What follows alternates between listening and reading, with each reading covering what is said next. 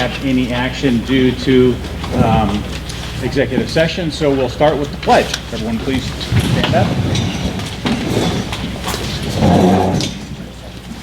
I pledge allegiance to the flag of the United States of America and to the republic for which it stands, one nation, under God, indivisible, with liberty and justice for all. Okay, we don't have anybody signed up for public comment exclusive, in other words, on non-agendized items. We do have an agenda item which we have a different public comment list for. That will come when we get there. And so, anyway, our first topic is going to be the facilities discussion, and it's going to start with Superintendent Woodward and our CFO, Lisa Howells. I'll let you go ahead and introduce this part. So I'd like to welcome back Dave Hootery from ALSC Architects, and he brought his associate Troy Bishop along today.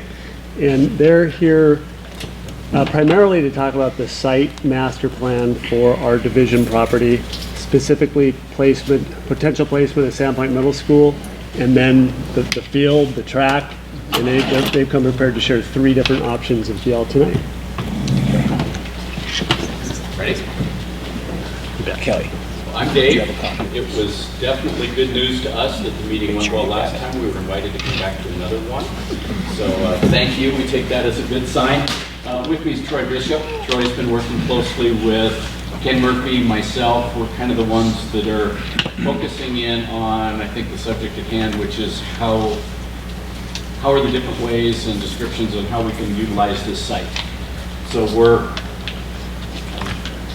going to go through 3 scenarios. We'll talk a little bit about what these consist of and why. We've been working closely with Lisa, with Sean, with Matt. We've had good dialogue. It's all still very fluid, but it's a little more interesting subject matter on the big screen this time than it was a couple of weeks ago. It's just going to keep getting more and more interesting as we go.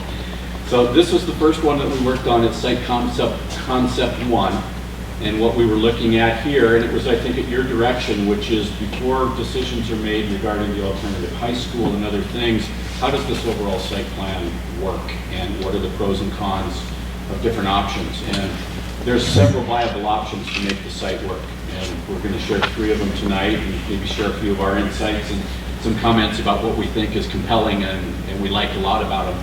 But essentially showing the high school here, the opportunity for classrooms to be added to the south in the future, an auxiliary gym, basically leaves the track and the football field and the play field next to it kind of in place. We did take a look since we talked last. I think we might have even hinted at it in our last presentation. Where could an alternative high school structure land on this site if one was to land here? And we know that that's still an if. And the places that we were basically looking at were around the edges. And in working with Matt and Lisa and Sean, we kind of dialed it in that there are a couple likely locations that the building could go and start to accomplish some objectives that you may have, which would be some of it connectivity and some of it independence. And we think both of those could happen on this site if that's the direction the district and the community chose to go. But the elephant in the room, I think, in the conversation about what do we do with alternative high schools is, well, until we know what we might want to do with the middle school, maybe we need to spend a little more time looking at that. So we took a look at this and we started talking about different locations that the middle school could go. And we're going to show 3 concepts among many that we looked at. But the one that seemed to hold up in our conversations was really taking the exposure on Pine Street and the baseball field over there as a location for a 2-story middle school project. And we really think this is a great site, great location. I think there's been a lot of discussion about, wouldn't it be nice if the connection and the face to the community of the middle school was now on Pine Street as opposed to Division. So it essentially sets up the high school fronts on Division, the middle school would front on Pine. And while this is a nice big site, as soon as we start drawing things in, Troy starts laying in a very generic or general building footprint. We start to show drop-off areas for cars, pickup for students, parking. We consume the site pretty quickly. One of the things we discovered is it's going to be a careful act to make sure that we get some green space and some outdoor space around that middle school as well. So it looks like a really big site. These are not scale specific, they're conceptually close. And when we know that we're going down the right path, we'll certainly tighten that up a lot more. But what we're showing is the ability to get on and off Pine, a loop for drop off and pickup, parking, and some outdoor support areas. But essentially, the middle school would have a frontage on Pine here. High school, as I mentioned, one of the things that I think Troy picked up on real early and started illustrating that's a really exciting idea is, we call it on this thing a promenade. Yeah. The promenade, or the student way that can basically run the length of the campus and start to connect all of these things and do it in a manner that it separates vehicles from where the students and the kids and the activities are going on. So there's a concept that's illustrated here that's running a major promenade and then the crossing of the creek and the wetlands area that starts to connect all of these from a pedestrian use standpoint, community use, as well as education. So we see the parking lot at the high school basically functioning the way it is now.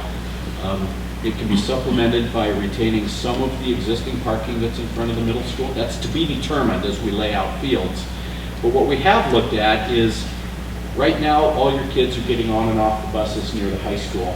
And we think that that's probably a more efficient way for you to a way for you to continue operating efficiently is have a single point where the kids are getting on and off, as opposed to buses looping through here and looping through there. So what we're taking a look at is, can we run the bus loop through here, separate it from the parking that occurs at each of the schools, and then allow the kids to get to and from the buildings off of that centralized bus location. Again, big picture idea, a lot of refinement, may not even be the right idea, but that's what we're using as a placeholder right now. Dave, Yes? do you mind if we interrupt and ask questions as you're going through? Do you No, want us to that'd be wait? fine. Is that okay? Yep. Okay, so has James weighed in on this? He has, yes. This scenario is far preferable to the position we're in today, just from a safety standpoint and an efficiency standpoint, traffic standpoint, et cetera. So if you dropped off in what is essentially some basketball courts right now and where the art building is, that's a pretty long walk in bad weather to go to the middle school. Yes and no. I mean, if you can imagine, right now, it's where students walk, and I've made that walk many times, to the art room is actually right in that too, isn't it, Matt? So and Dave, I couldn't remember, that's not, I mean, it could be covered Yes. as well. It could be a consideration. Big thing we wanted to eliminate was the thought of buses coming in, dropping off here, mixing with parent drop off, then coming out and having to do it again on Pine Street. And so if they can come in once and not plug those areas up, that seems to work pretty well in these campus master plans. And plus, it keeps them off of Pine Street. Yeah, I mean, those like buses just mainly coming in here. Right, And then when it's not bus drop off, this becomes an events parking area for the fields. right. The thing we really go overboard on doing is keeping cars that are dropping off and picking up kids, buses that you can control. You can't really control the parents and the cars to the same degree. And then the parking. Those are the three different zones. And what we really try and do in any campus planning, whether it involves one school or multiples, is can we get each of them in their own compartment, and can we avoid having them cross anywhere, or Right. having the students cross from where they're getting out of the vehicle to get crossing traffic to get to the building. So this is one way to look at it, and that's why we're Okay, kind of hinting at this. And then the playfields that have been displaced from this location come to this location. So in simplified terms, we're really looking at building the new middle school while the existing one's being occupied, moving into the new middle school, taking that one down, and then redeveloping an equivalent amount of outdoor play area. Now, there's a whole lot of other subtle things that go into this, but the big Right. idea is Yeah. that's kind of how that works. so there's no net loss of anything that we have currently. That's what we're No loss of working classroom to time. make sure we don't do. And we've had a few of the different concepts that we looked at. Somebody has said, oh, we missed a piece, we have and we lost, and we can't do that. So Okay. we're looking to maintain or enhance anything that we've got. Okay, So this is concept one. Okay. Were there other questions on concept one? No, Okay. I think it's, jump in if you have any. no, it's easy to understand. Concept two Pretty similar, and I'm not going to go through this to the same degree. Again, it's kind of centered on how we would look at cars, buses, building placement. The building placement, I'll tell you right now, is going to stay consistent in all three of these concepts. And we may be asked by you to move to a different concept, and that's certainly fine, but that's where this seems to be working fairly well right now. The one thing we were looking at is, can we take a different orientation to the football field and the track? Do we get anything out of that? Right now, I think the track goes around the football field, but the football field isn't as big as a soccer field would be. If we wanted actually a soccer field inside the track, and we want to try and improve it where it is or move it to another location. So you can kind of see the things we're thinking outside the box here. And one of the thoughts that came to us, and I'm not sure if it's a good thought or a bad thought, but what if this track and outdoor field kind of followed the stream and it moved over to a little different location? And some of these are exploratory. And we asked the question, well, what does it do if we did that? And part of the reason we do it is if somebody asks us, did you look at this? Or they ask you, did you consider something? We want to be able to say, yeah, we looked at it. So that's kind of the primary difference is as the track and football field get moved over here, track gets sized in a manner that allows maybe some soccer to occur inside. Then what we've done is we've displaced a softball field and another play field, and we've started moving those around. As you can see, things are just feeling a little tight. It's doable. I suppose the softball field could be rotated 90 degrees and be up here, and the soccer field's here. But what we found is that snuggling it up next to the creek, and we have to be careful how close we can get to the creek. We can do it. I think if we hadn't seen some of the other concepts, we'd say this is probably a reasonable way to look at it. But at this point, I'll say it's not necessarily our favorite. We've got all the pieces accounted for, but yeah, there might be a little bit of a compromise that we feel and you might feel. Does that make sense? Look through those two, the first and the second, just so I. Okay. Snuggling is a highly architectural term. Yes, I know. Okay, So now, if you go to 2, though, one Yeah. thing we looked at, when this is at a pure east-west orientation, Uh-huh. they really started to kill this direct pathway from a joint bus thing. And so that's why taking into account the setbacks from the creek, that it did fit in there, but was it the best way? I don't yeah, know. okay. No, not more fields, the softball field, which is in this picture where. You want me to go back to track the is. previous one? Yeah, so it's just moving. Yeah, We're this- just flipping This one through. is just maintaining Yeah. what's already there. I see what you're saying, you just, So you can see we're Yeah. just kind of You're just moving the moving the pieces pieces around on to the see board. if we like what happens. yeah, okay. The thing that I think is strong in both of these, and you're going to see it in the third one, is there's really a great open zone of no vehicles and a lot of kid activity, whether it's structured or unstructured or just plain open space that now runs from Division all the way to the backside of the property. I think that's really one of the nice outcomes of this is that there's a school zone, and an outdoor activity zone that is pretty exciting about from a land usage standpoint. Should we go to the third one? Yeah. Third one, we move things around a little bit more. And I'll say without getting too far into this, of the 3 that we've been working with the middle school up in this location, we kind of like this one the best. And in our conversations with Lisa and other staff, I think we found more things to like about this approach than we found on the other 2. They're all functional, they're all doable, and I think that's the exercise right now. We're not designing this yet, but we want to know that as we go forth and you start communicating to the voters and we start planning, that we've looked at something enough to know that we can make this work and we can actually make it work in a couple different ways, and we'll get to that later. One of the things that of all of these, it may give the greatest opportunity for that promenade, Student Boulevard. I like the idea if that could be a covered walkway, like whether it's across the street to the middle school or here. I think there's some great opportunities by bringing the track and the football field over here. One of the things that happens as opposed to the other 2, in the other 2, we were able to retain the parking lot south of the middle school. In this, that parking lot is given over to track. I mean, that's the casualty of putting the track in here. However, that middle school parking lot really was to serve the middle school, and we're replicating that over here. So I'm not sure that we've really lost, we've just displaced it in this version. But that is one of the differences you'll see right there. That when we put the track in here, which is a really nice exposure off a division, it does have an impact on the rest of the site with regards to parking, but we don't think that's bad. The other thing that we have talked about is, and it really hasn't risen very high on our radar screen with regards to site master planning, but the outdoor structures, concessions, toilet buildings, the things that would support what's going on outside in the activity areas. This one probably leaves the most generous amount of room for those kinds of activities to be located and serve mutually, be in a centralized location and serve those students nicely right off the student promenade. Aren't you short a soccer field on this model from what you had? So where it's at would be up the baseball field up there, that's just not penciled in. So we have 5 fields Okay. now, this is showing 4. But Tom, correct me if I'm wrong, Right, you'd have to have a soccer field overlaid in the outfield with baseball, Okay. like it currently is. Got it.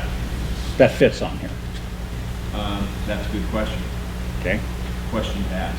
Well, and this is an example. Yeah. We've got the baseball field and the soccer field laid over the top of each other, so what we would need to be doing is essentially that same thing in here, and that might cause us to have to shift and shuffle those a little bit, but the real estate is there. I don't think we put all the lines on the page yet. Of that other Good catch. side. Yeah, just looking at that, the blue building, which is, I believe, the high school. Right here? Uh-huh. What are those things on the end of it? Are these classrooms or? We're just showing an easy way that you can add the 4 classrooms onto the high school. And then to the right, we're showing, make sure that we wouldn't develop fields where a future auxiliary gym would come in. So where their promenade is right Yeah, now, yeah. there's 3 or 4 portables. Those are gonna disappear. You gotta put the kids somewhere. So if we put them on, put them down the They're end drawn there. in. What we're, conceptually, what we're identifying is the classroom functions Space. can expand at the high school Okay. that direction. And athletic recreation functions can expand towards the playfield side. And we're making sure that as we do that, we're not discovering later that something isn't working or that there's a conflict. Yes? Okay. Dave, I know it's kind of just a rough drawing, but you didn't really lose parking at the middle school. That strip that exists now is over there in front of that new. Yep. I just can't tell, but it We've- looks about the same We've amount moved the middle school, and in this scenario, Same in amount all of parking. scenarios, the parking's going over there. So one So- thing I guess that could be said about this is in bringing the football field track down here, it results in less overall parking campus-wide, because in the other schemes, Yeah, you can retain- still migrate you this retain over, that. though. You have a net So plus. one of the things that happens with the middle school, and maybe somebody's already, is overflow when there's big events in the evening and stuff. And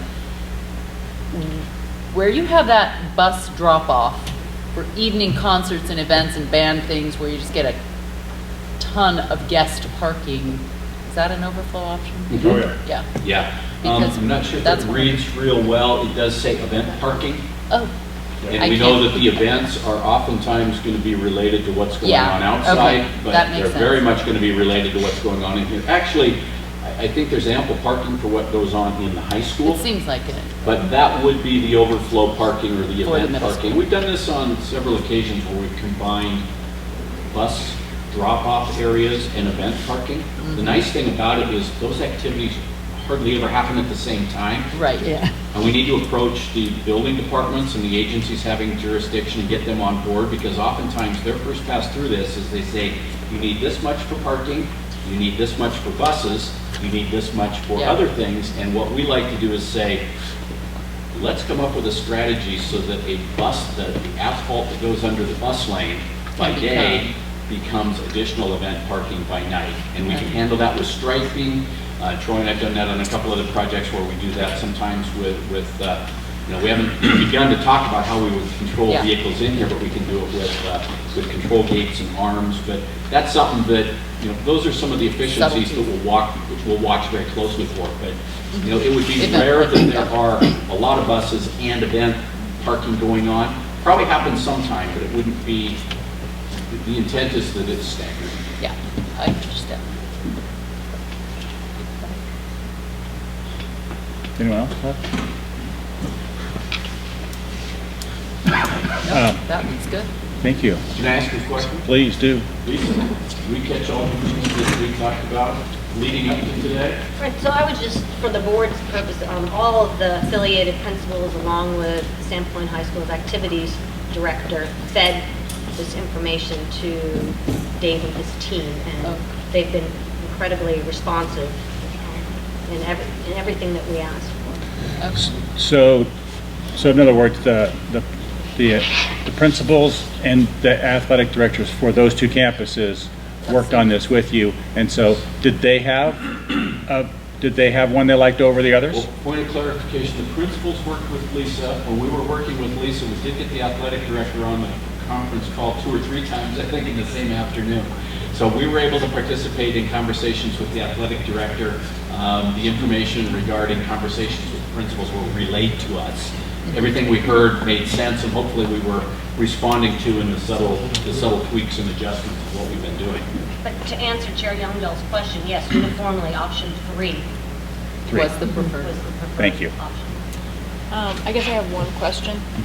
I know it's going to make me cry a little bit with the middle school being where it's at, but I understand. That is good real estate. However, the alternative school, is this what we're all signing off on? Is that it's going to, no. Well, no, that's just, those are like placeholder spots because the decision hasn't been made on the alternative. We wanted school. to just put something to scale to make sure that they would fit, and that Right. parking That you haven't used up. specifically for the alternative school would fit, and it does. And so I think wherever it ends up landing, we just know that we have the land for it. I like this plan. I do too. And that promenade, I think, has got some tremendous opportunities for some really neat stuff. Yeah, well done. Right. And I would absolutely want to see it covered. I mean, that's a long way to travel in inclement weather. Not that we have any inclement weather around here, but. They're hardy youths. Yeah. I know. It's really not that. I mean, I've walked out to I that know. field from that, it's not really that far at all. Yeah, it is. It's just nice. Snowstorm it is. With both play areas, getting to and from front door to front door, that you have this designated zone for children to exist and not have that crossing of vehicles. I mean, even Yeah. though that's a small, Hot mess. there's a massive amount of cars. But what's also interesting is this has got a lot more gravity than a random field. And I think to have the division edge have this new track and football place, and then, also have this new look on Pine, it really will show the value of what the taxpayers are paying for at the end of the day. And so I think that's, For me, one of the real interesting pieces that I'm excited about is you're all on one campus, and there's a great degree of connectivity, which you've had for a long time, and I know that's both good and bad, but the opportunity to enhance or maintain that connectivity while at the same time provide maybe a little more independence than there's been in the past, and some of the site safety and security with regards to where are people walking and where are vehicles driving. Right. This starts to, there's some really fun things in all of these schemes that start to, I think, zone the site in a way that is really compelling. And now it's just a matter of, and you've seen us, we kind of quickly got to a point where we had the site zoned in a major way. High school, activities, buses and event parking, middle school, and now it's within that concept, there's several different ways that we can start to move the pieces around to make it work depending on different objectives we're trying to address. So, but I think the result of this is, yes, this can be done, and it can be done to address the middle school, future plans with the high school, and whatever may materialize or may not with alternative high school. Right, right. Yeah, I like the plan too. I like it, but I only have one caveat, and that is, I would like to know for sure that we're not going to lose a field Well- in that design. We'll look at that, and if, we'll send back concept 3.1 or 3A or something. We'll take a look at that. What it may result in is we may need to shuffle those around a little bit. We know there's real estate, we just don't have the lines represented the right way here, so. That's fine. If looks just a little different here, it's gonna be in the spirit of what you asked for, because I agree, we don't wanna lose anything. Right. Matt? I don't believe we're losing a soccer field. We only have one soccer field. It's not on there right there, because out there where the middle school is now, well, it's not, you're not gonna have it on A, B, or C, but where the middle school is now, there's a baseball field and a soccer field. There's a baseball net and like this. and So if you out count, in the outfield. yeah, if you count the one inside the track and then the one next to the track plus the one out there, there's 3 fields like that. This one has them. Yeah, we've got 1, They just didn't 2, draw it in. 3. This one's got them, and it'll probably fit, I'm guessing, on that third one that everyone 2, likes, 3, but it's not there. 2, we got to show them. It's just not there. I just want to make sure it fits. That's the only, before we get down that road too far. We'll illustrate. I don't need nasty grams from all the soccer players in town saying you cut us out of a field. And we don't want to set you up for that. Thank you. I appreciate that. Does the board have any more questions for Dave or Troy? I do not. Thank you, guys. That's really Thank you nice. very much. Appreciate it. I like that. I think we all pretty much like that third option. That's nice. Yeah. I Put that in there. think we all get to that point for some pretty obvious reasons, and you don't get to the best idea until you draw some that are less than best. So that's where we spend some of our time. Right. No, that's good. And assuming that everyone we talked about, that's their consensus too. That's very important. So, We'll take our marching orders, we'll do a quick cleanup on this and get it back to Lisa, to you guys. And after that, we'll just await other marching orders or direction Okay. as you guys see fit. One last yeah, question. yeah. In just a rough estimation, are the costs about the same with these 3? They look about the same because you basically have this building in the same site and it's just shuffling around fields. I think this one might be the least cost because Because you're track isn't moving moving. fewer fields. Well, But The track is getting redeveloped. but the though. track, It- yeah. Yeah. Right. You'd The still be doing track's some at the end of its life. We're not So- touching this, and so there'd probably be a little lesser Right. cost than that, but So of the 3, this is probably slightly less, but my guess is, as we're all starting to talk, things that cause this to be slightly less cost, by the time we really get into it, probably aren't going to be real economies. We're gonna end up redoing a track even if it's Right. in its present location. I'm with you. And by the time we end up doing all this, we're gonna be doing things with irrigation and other site development. So, By that point, it's a generally speaking, negligible. they're all about the same. Uh-huh. Cost. This has the potential of being least cost by a little, but I bet that wouldn't hold up through the planning process. Okay. Thank you. Thanks, I have Dave. a question. Sorry. Dave. So on number 3, if you go to number 3, okay, I like that too, but my only question is that the middle school won't move into the new middle school until it's completely done. Right.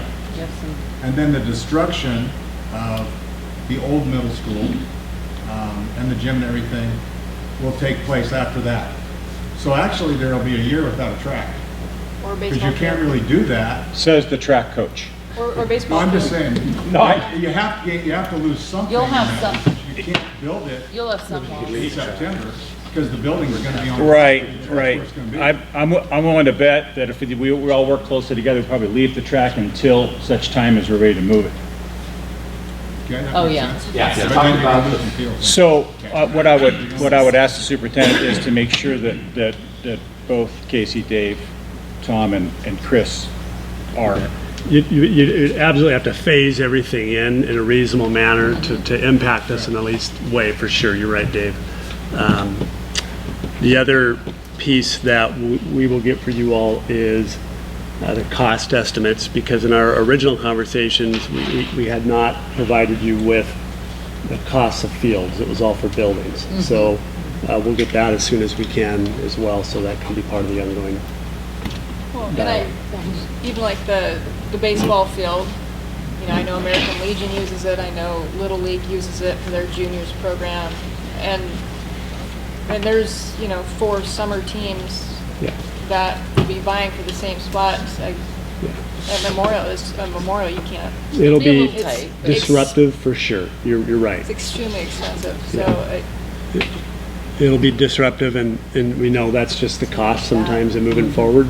It's going to be kind of messy for a couple of years, no doubt. I mean, so try to minimize that as much as possible. Thank you. Are they staying for the questions? These You guys gentlemen? can hang around in case we have questions, because the patrons have a comment period that we're gonna go to next. Okay. And you guys might be able to help out. Are you gonna be able to stay for that? Yeah, we can. Wonderful. If your comment period was scheduled for 8:30 or 10:30 tonight, we might have a different. It's next. You're in luck. This one's fine. Just leave this up for right now. If you don't mind, that probably would be No helpful. What we have two items left in this topic. The next one's gonna be our public comment, which we have people signed up that we're gonna go through. And then the board's gonna have a discussion on priorities for this. And we have a couple other speakers we're gonna bring in as a preamble of that piece. So I'm just gonna dive right into this. Please, if you all would keep your comments to 3 minutes, it'd be appreciated. Carrie Logan, you're back there somewhere.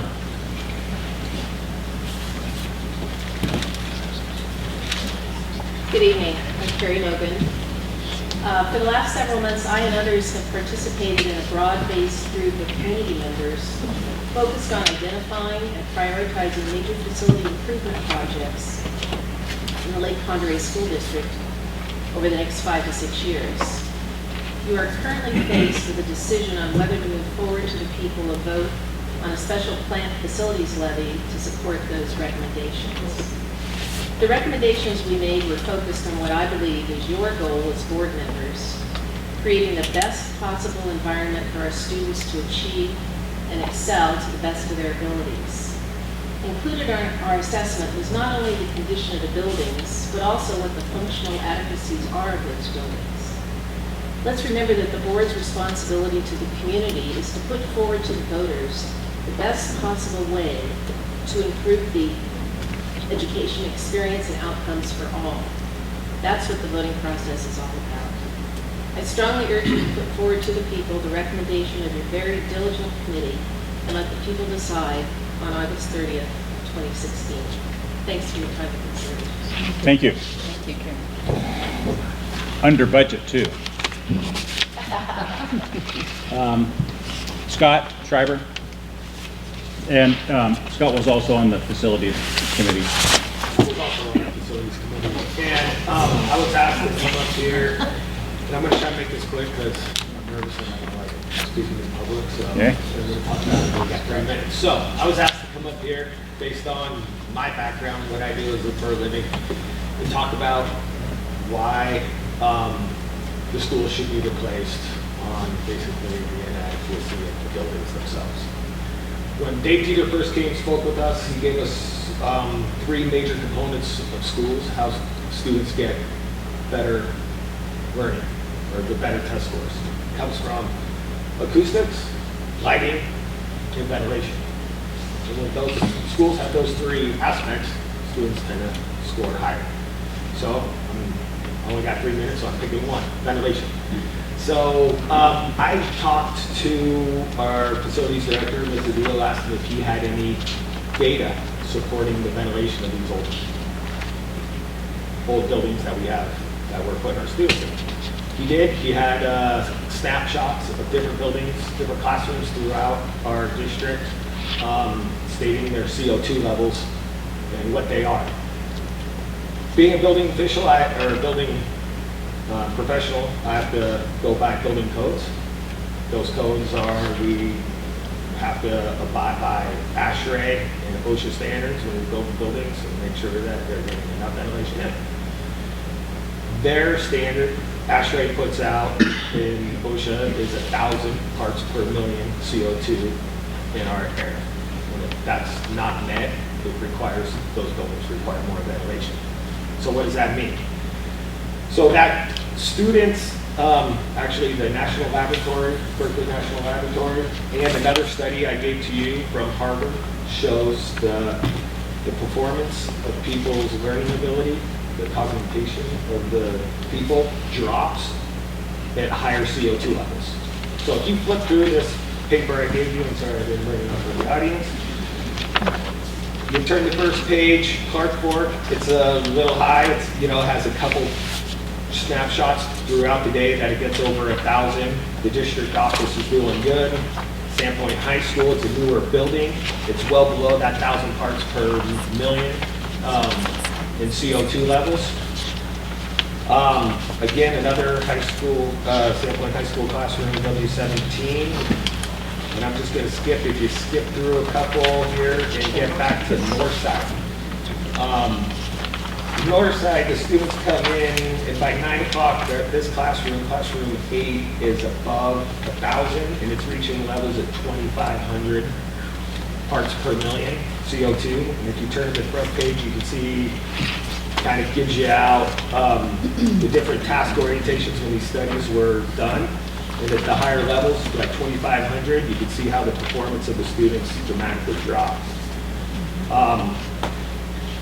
Again, another Northside classroom, another day, by 9 o'clock, and the rest of the day, it's up at, fluctuating as high as 2,500. You can go through all this and see the different effects that this has, and I threw on another chart from Harvard University that basically explains the same thing, but their study was mostly based on workers in cubicles and in a more commercial atmosphere, but it goes to show that the higher CO2 levels, the occupants' performance drops. Is this a huge health hazard? No. Do I think my kid's going to asphyxiate over in classroom 8 at Northside? No. But are we giving them the best environment in which to learn in and where they can improve on? Absolutely not, because these buildings are so antiquated. Any questions? No, it's pretty sobering. Yeah. It was just, I would only ask that if you could email this to Kelly so she can put it up on our website. You bet.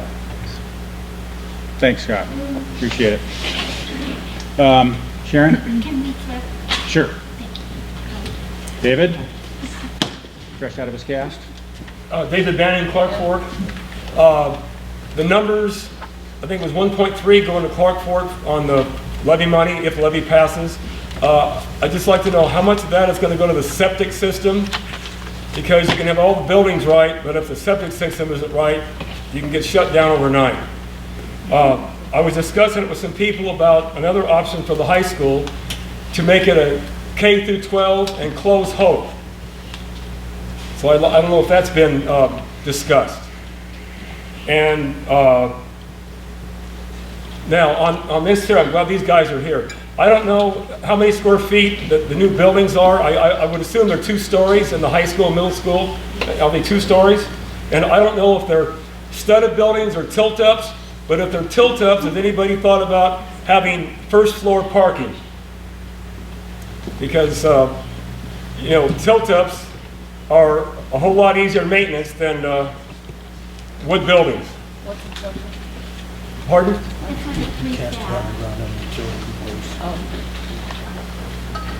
So I don't know if anybody's discussed that or not.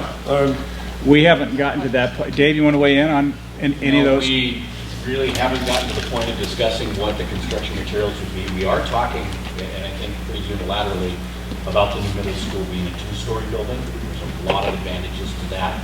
You usually go 2 stories when you're challenged for real estate, which as much real estate as we've got on this site, it makes a lot of sense regardless of where the new middle school goes to be 2 stories. But the details of how those stories get configured, what might play into them, or what they're made out of, we haven't gotten to that point at all yet. Okay, because I don't know how short a parking is, but you'll gain a lot of parking spaces with first floor parking under a building. Appreciate that. Was that it? By the way, you mentioned the septic system at Clark Fork, and this is the first I've heard it. Is there a problem or a suspicion of a problem there? Well, talking to a lot of old timers, that old administrators, old teachers, and principals, that what the The new part of the school was built in '72, and I don't know, if the septic system has had any work on it done. I mean, Okay. somebody needs to look into that. I'm pretty sure that we monitor this very carefully, and I think with the health department's help, but Matt, Yeah, we have the tanks pumped every year and the pumps serviced. We haven't had any problem with the septic system at Clark Fork. Okay, all right. And you know what, the good news is in Clark Fork, we have a lot of real estate, unlike Sagal, where we have a septic system. And we actually do have a set aside in the event that there's a failure. That could be difficult to deal with. So we do have some money set aside for that, because that one with the lack of real estate is a little more problematic.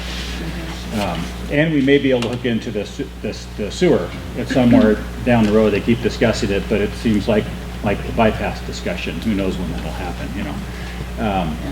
But I think it sounds like we're pretty good in shape on that, but thanks for mentioning that. I appreciate it.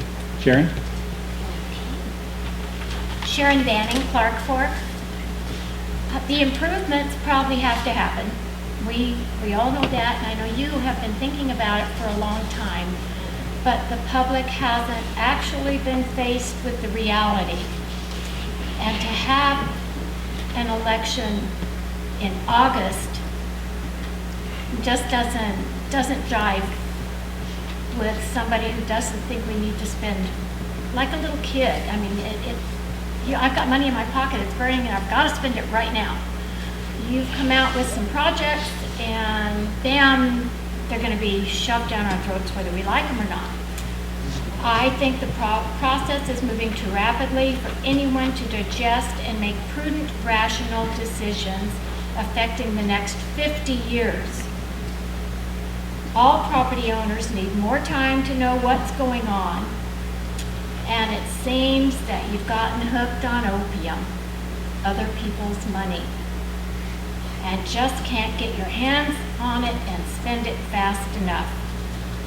Slow down and quit shoving it down our throats. We'll work with you, if given the chance, to get this done. You may actually hear some really good alternative opportunities of doing this if you engage the public, the paying public, more, and open information better to the people. And while I'm at it, I see lots of added projects before we even get started. The new classrooms on the high school would have to be done. That wasn't in the original. So things are gonna, as we process, as we go ahead, things are gonna have to be added.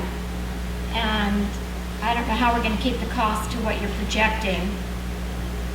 And I am definitely opposed to putting an alternative high school on the same property as a high school and junior high. I really don't think these kids should be interfacing. There's a lot of cruelty in kiddom, and we don't need to encourage it. And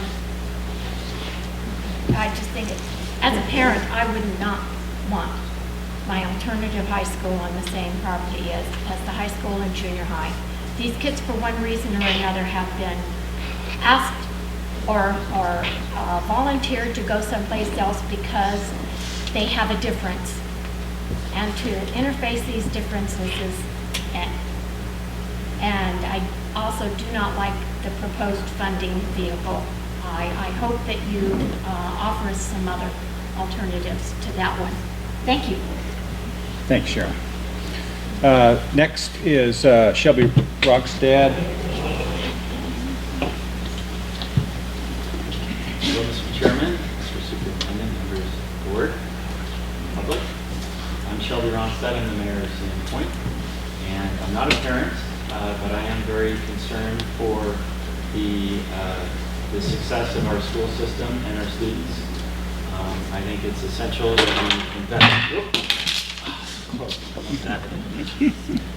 that we do everything we can to empower our kids to be successful. to ensure that we have quality education and educational facilities here in our county. So I'm very much in favor of this, the board bringing this levy opportunity before the public. I think that's absolutely the right move, and I support it. As far as the plan itself, I would encourage you to continue to revise and refine your plan so that when you do bring it before the voters, they know exactly what they're voting on and what they're paying for, and we have that clarity. And to this woman's point over here, that it's clear where the taxpayers' money is going, and I think you're going to have that much more buy-in.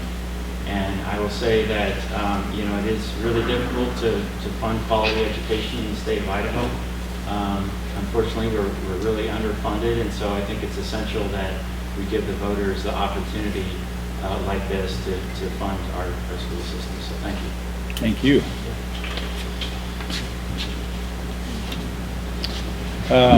Tracy Lutrick.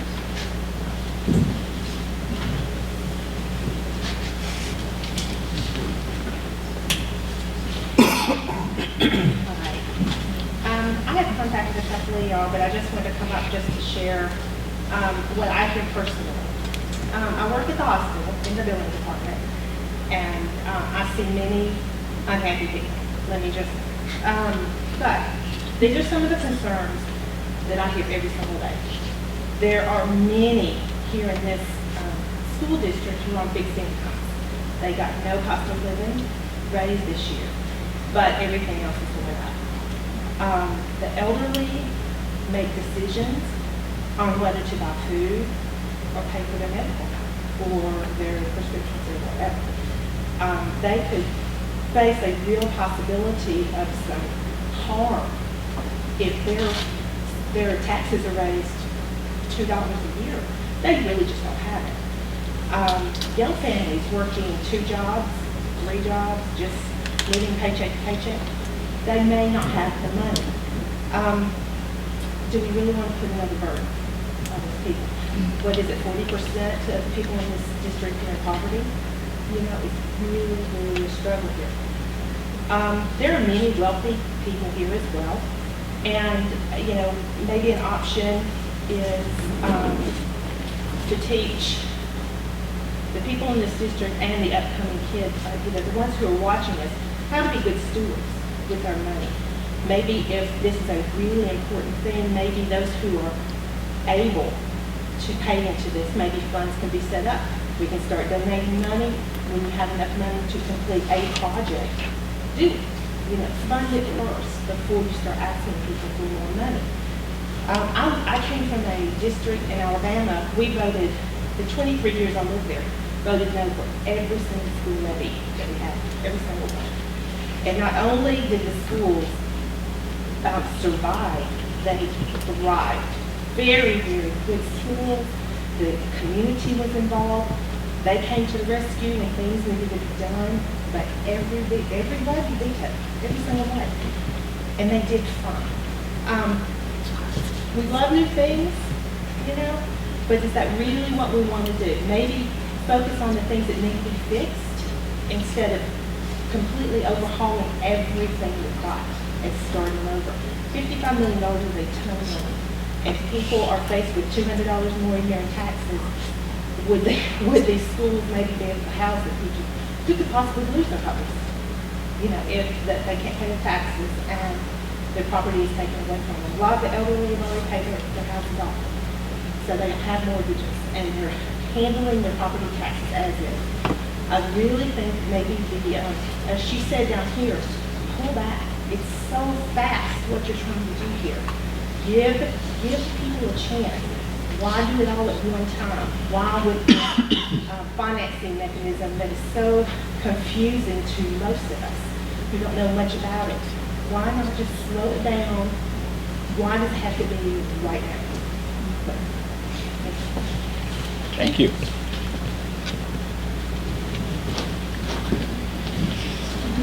Randy Wilhelm.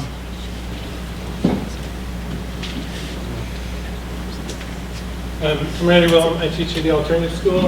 I'm also the building rep for the Teachers Association. It's probably already on your radar, but I just want you to be aware the vast majority of the staff at LPO does not support relocating the school to the SHS campus. We're not opposed to a new building, but we'd like to see it where we're at. So, that's all I got. Thanks, Randy. Jacinda?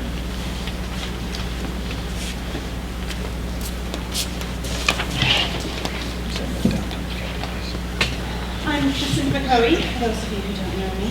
I'm a parent of 2 students in the Lake Monterey School District. I consider myself to be a fairly active parent in the schools and member of this community. I've been a past PTA president, served on the Bonner General Advisory Council. I serve currently on the Kinderhaven Board of Directors and also on the steering committee for the CARE group at the Sandpoint High School. I tell you this just so that you know I'm not a community member who just sits back and points fingers and says, well, they should be doing this, they should be doing that. I actually jump in there and try to make my community a better place. I also served on the facility planning committee and feel that we have thoroughly vetted the recommendation we presented to the board. It does not address all the needs, just the major needs. And I just have to say, if we don't do this now, when? There's never a good time. So now I just want to say that I'm ready now to jump in and be part of the campaign committee. I'm ready to go full forward with this levy. I've been at many school board meetings where I've heard it said, LPO is top in the state. You know, we've all said it. We've all, you know, we're proud of our schools. But our buildings are not top in the state. They are far from it. 7 out of the 11 buildings are considered poor or unsatisfactory. Now, I mean, if this is your home, you would not live in it. you know, it's just, some of them are so bad. Schools and classrooms should create an environment where children can be challenged by their lessons, not by their surroundings, if you stop. We need to do something before we hit crisis mode. My 9th grade year, I grew up in Sandpoint, I'm an SHS grad. My 9th grade year, we did just that. We hit a crisis in one of our buildings. It was actually condemned. Some of you may be familiar with the building, the 9th grade center. We had to double shift or share a building. So you had 10th, 11th, and 12th graders who went to school from 6 a.m. Now imagine what time they had to get on that bus. You know, I don't know, 4:30, 5 in the morning. And they went to school till noon. And then the 7th, 8th, and 9th graders took over the building at noon and went to school till 6 p.m. Now some of those kids didn't get home till 8 o'clock at night on a bus. Not an ideal situation by far. We don't want to be forced into this sort of crisis again because of poor planning. Can you imagine high schoolers getting out of school at noon with their parents at work? Or having middle schoolers on their own until noon? I know some of you have 7th graders. You do not want them to get home alone until noon, right? I experienced this firsthand. Now, I was a good kid. But I'm just shocked that we didn't have more teen pregnancies that year. Do you want to see? I mean, it's ridiculous, right? So I want better for my children, and I want better for your children and all the children in Bonner County. So please send this levy to the voters so we can do right by our kids. Thank you. Thanks, Jacinda. Oh, and one thing I just wanted to point out. No, your time's up. I know, sorry. On the promenade, my 7th grader right now walks from the high school, or from the middle school, which is here, and she walks over to the high school every day, and she has not once complained about snow or rain or anything. So just so you know, my 2 cents. Got it. I mean, covered would be nice. That concludes the public comment section, and we're going to go into the Facilities Master Plan Priorities discussion board. Prior to that, I've asked 2 people to come address the board. They wanted to be able to give us some of the thinking that's gone through this process. One of them, Kendon Perry, and then, because we've been struggling with the LPO issue, Jeff Penrose. So Kendon, can you come up first?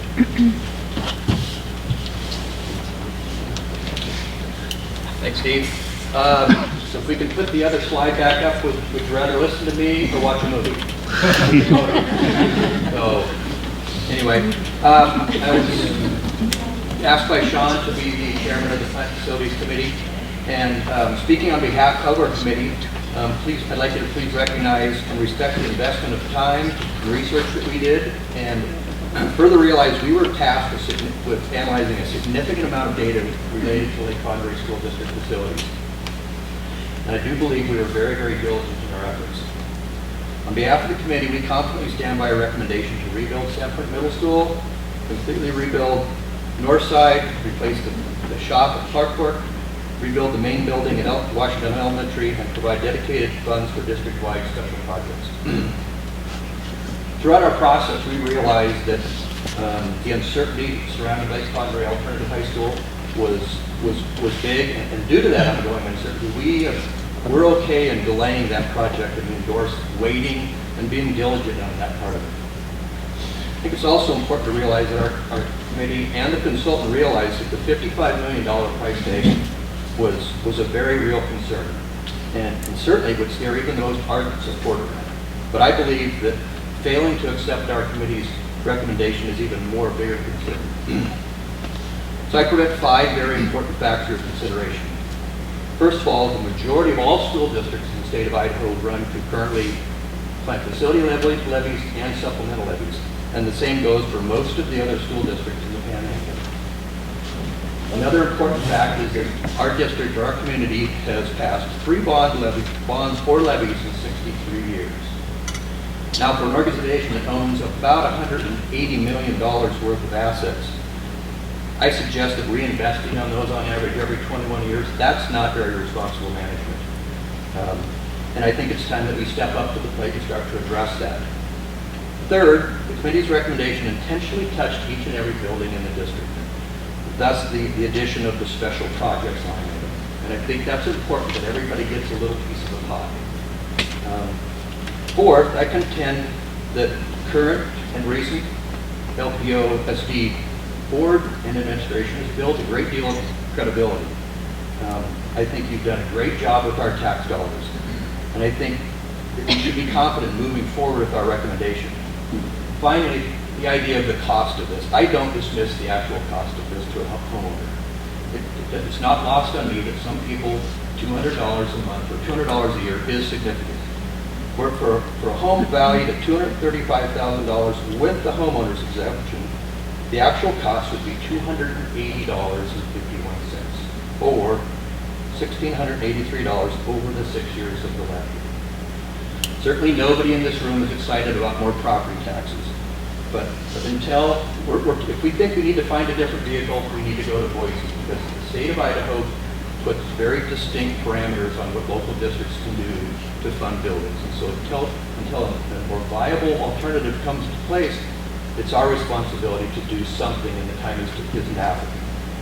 So, Mr. Chairman and school board members, I am very confident there's one more than 55% yes voters in our community. I think the community is looking for strong leadership. They're looking for confidence, and I believe that the leadership is here to tackle these much needed projects. I respectfully challenge you and urge you to give this decision for Sandpoint Middle School, Northside, Clark Fork, Washington Elementary, and special projects. Give that decision to the voters. And I do believe, and I'm very confident we will succeed. So thank you very much for your time. Thanks, Ken. Appreciate that. Jeff Penrose, are you here? Yes.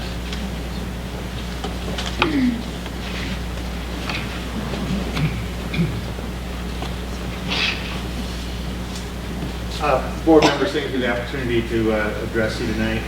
I wanted to come and just clarify a few things about the situation with Lake Conroe High School and the ongoing discussion about whether to move it to Sandpoint Middle Campus or not. I've talked with some of you informally about this over the past couple weeks, and I think you can tell I'm pretty conflicted about the whole thing. It is, I can definitely see many positives in the long range to having a closer relationship with Sandpoint High.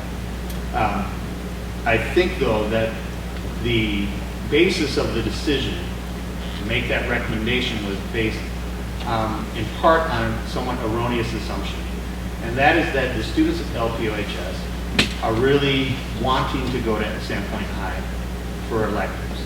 And I've heard it, I know this because I've heard it from almost everybody I've talked with about this, that wouldn't it be great if those kids were able to take welding or whatever example there is.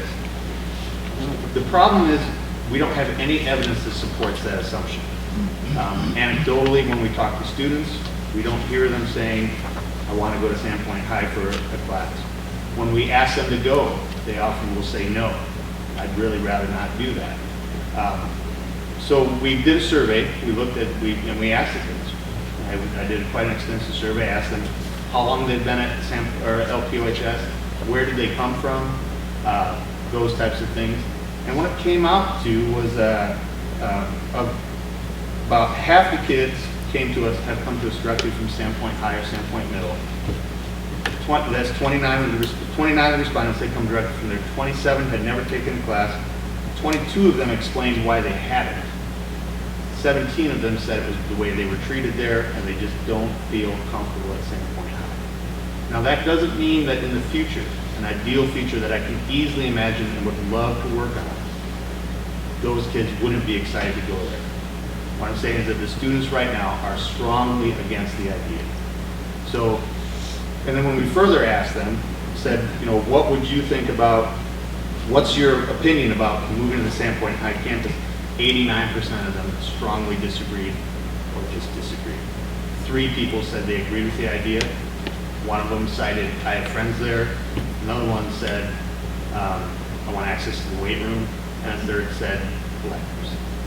So I just want to clear that up. That I don't think that it's a bad idea to say we want more opportunities for our students at LPOHS, but it isn't a desire that's expressed by our student body right now. The second thing I'd like to talk about a little more conceptually is that the move from our current location or in a separate location to Sandpoint High represents an extremely foundational shift in philosophy and the mission of that school. And I completely respect the work of the facilities committee. At the same time, this is an educational recommendation, not a facilities recommendation. There's basically 3 types of alternative schools in the state of Idaho, and I've had the pleasure of seeing a lot of them in action and have developed in a very short time a cohort of colleagues who are principals in the same type of school. And there's 3 types. There's one that's basically a behavioral school where kids who are behavioral problems, I would call it a day school, where they end up and they kind of put them there for a while to work stuff out and then they go back to high school. The second one is what I call a school within a school.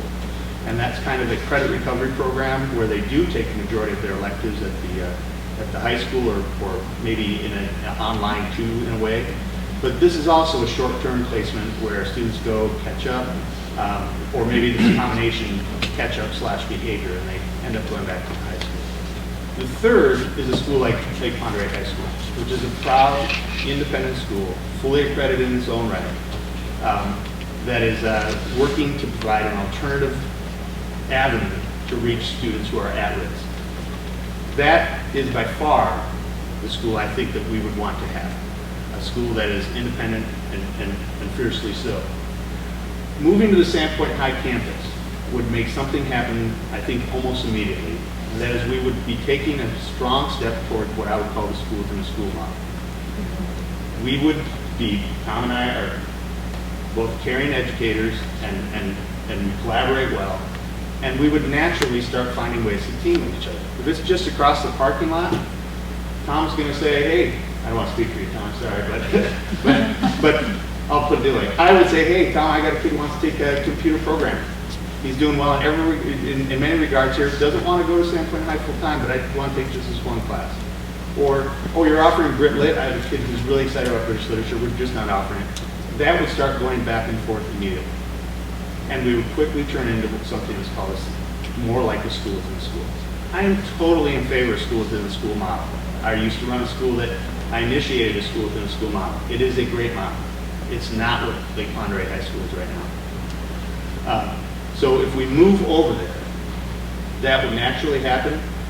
In fact, the facilities committee made it kind of a school within a school. The idea is they would go to electives right away. That is not what we currently are. And as I said, I stand ready to support the board and Sean in whatever decision is made here and whatever goes forward. But I want you to be aware that you are engendering a significant philosophical shift in our mission that we haven't talked much about.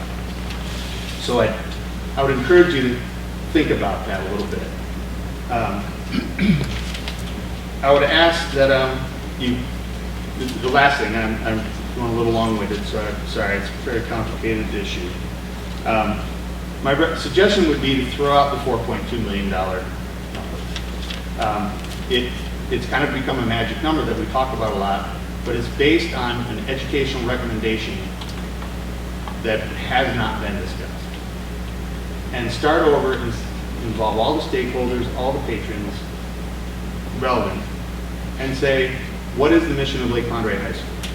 And then ask, is that what we want? And then ask, what kind of facility will support that mission? That's the way to go about this. Not start with a facility and force a mission. Lastly, I'd like to say, if we do want to have a school within a school somewhere in the district, I'd be willing to help out with that. We call it the Lake Pondere High School Annex. It might be a great thing to do. And lastly, I'd like to thank you guys for even considering to build this new building, because I know that not too long ago there was some serious consideration about whether Lake Pondere High School should exist or not. And I think it's a great tribute to the hard work of that staff and our students that now we're in a position where we're talking about, hey, you know, how about a brand new building? And I talk to my colleagues around the state and they're like, what? A new building for an alternative school? That's awesome. I mean, it's great that you guys have taken the second to look at the equity issues on the table, that we have our neediest, most at-risk kids in an unsatisfactory building, perhaps our lowest rated building. So that is an equity issue that I really appreciate you guys have recognized, and I thank you for your hard work. Thank you. Don't go away, Jeff, in case anyone has any questions. I mean, you touched on a lot of things that we've discussed I'm sorry, yeah.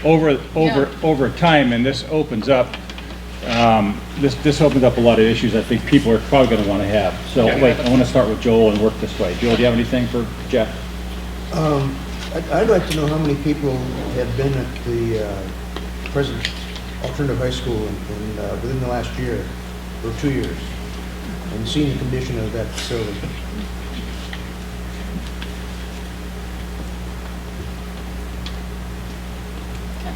Geraldine? I do have a question for you, and it kind of came up in my mind. Last time we met, we said, we really need to think about the movement of that high school in a bigger context. It's more than just, like you say, structural discussion. But a thought that came up when Jacinda was talking is, do you have a crisis plan? You're in a very unsatisfactory building. What happens if that building becomes condemned? Where do those kids go, and what sort of upheaval will that cause if we haven't planned for it? Cafeteria? Well, wait a second. That's the wrong guy to ask. Matt, wait a second. No, wait a second. Matt, are we in danger of having that building condemned? No. Okay. Did the, okay, but historically, does just- somebody know they're in danger of being condemned and still We not? did have structural assessments of the buildings done about 6 years ago. Anything that was red flag on those structural assessments was dealt with, including reinforcing trusses at certain buildings, and nothing like that.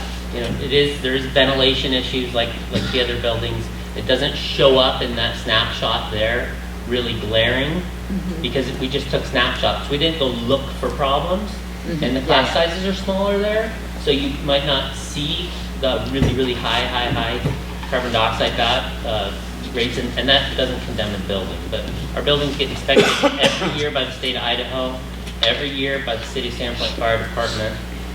I don't see any reason why there's... So the only reason I ask is if we do decide not to do it now, it's a little ways out. You know, you'd have to be saying, we're fine with this building as it is. You know, it's not like we'd come back 2 years later and go, okay, now we're ready.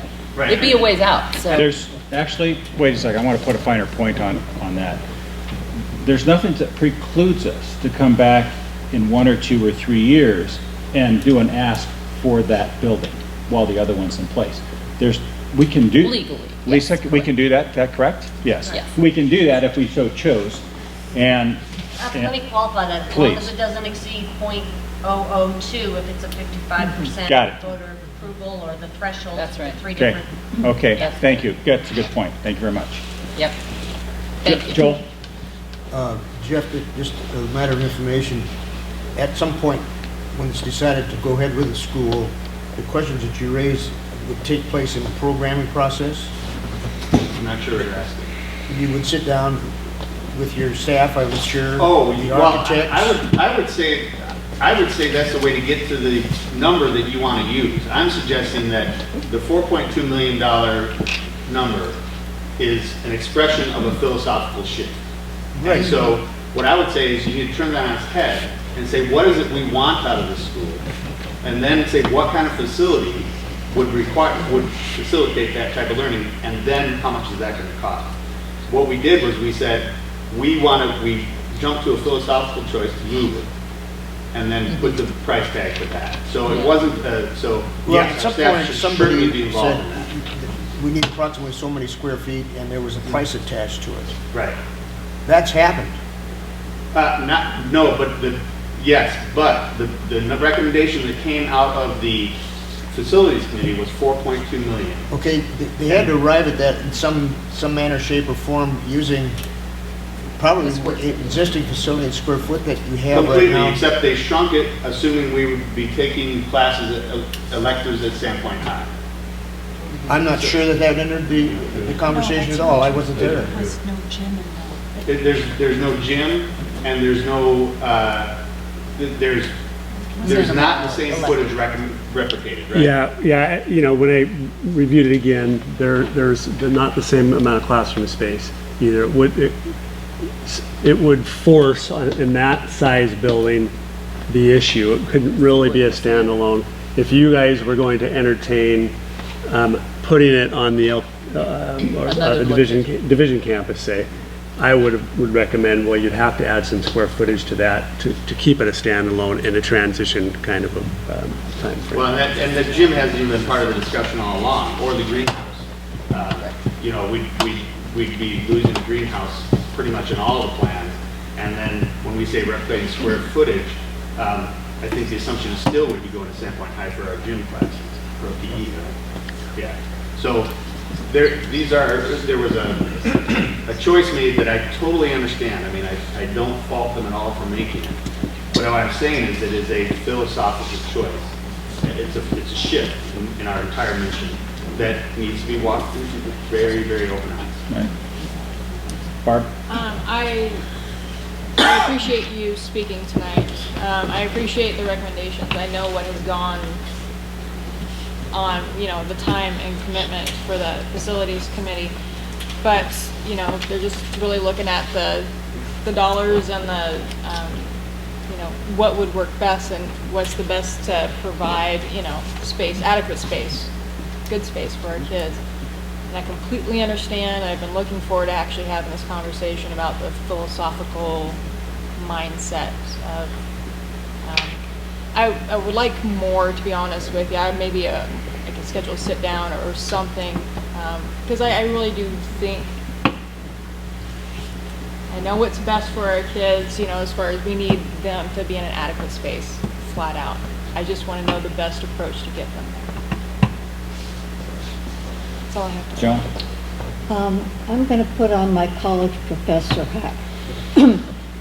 Some of the classes I taught in graduate school had to do with change and change management.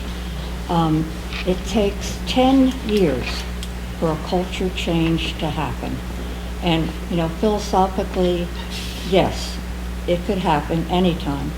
But you need time to enculturate both your faculty and your students, even less so because they'll be gone by then, on the process, and give them time to recognize the benefits of a change. Nobody likes change, that's a given.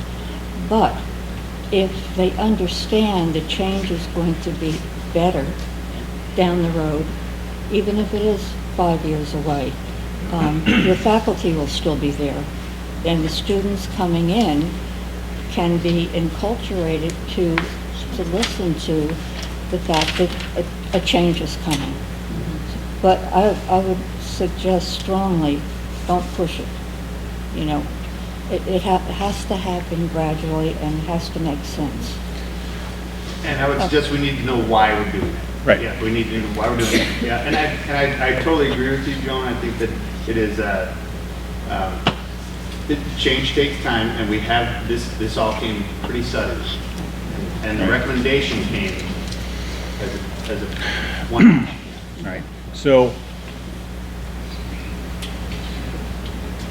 you pointed out a lot of really excellent reasons why we have to look at this building differently. And it's a lot of these are familiar questions. We've struggled with these questions for years. And I don't think, I'm certainly not prepared to move forward because I don't think we have had nearly enough discussion to define what that school is first, and then what's the best way to move forward.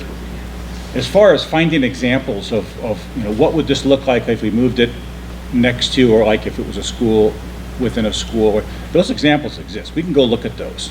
I'm not worried about that part. We just haven't had the time to do it. And I don't see the time to do it.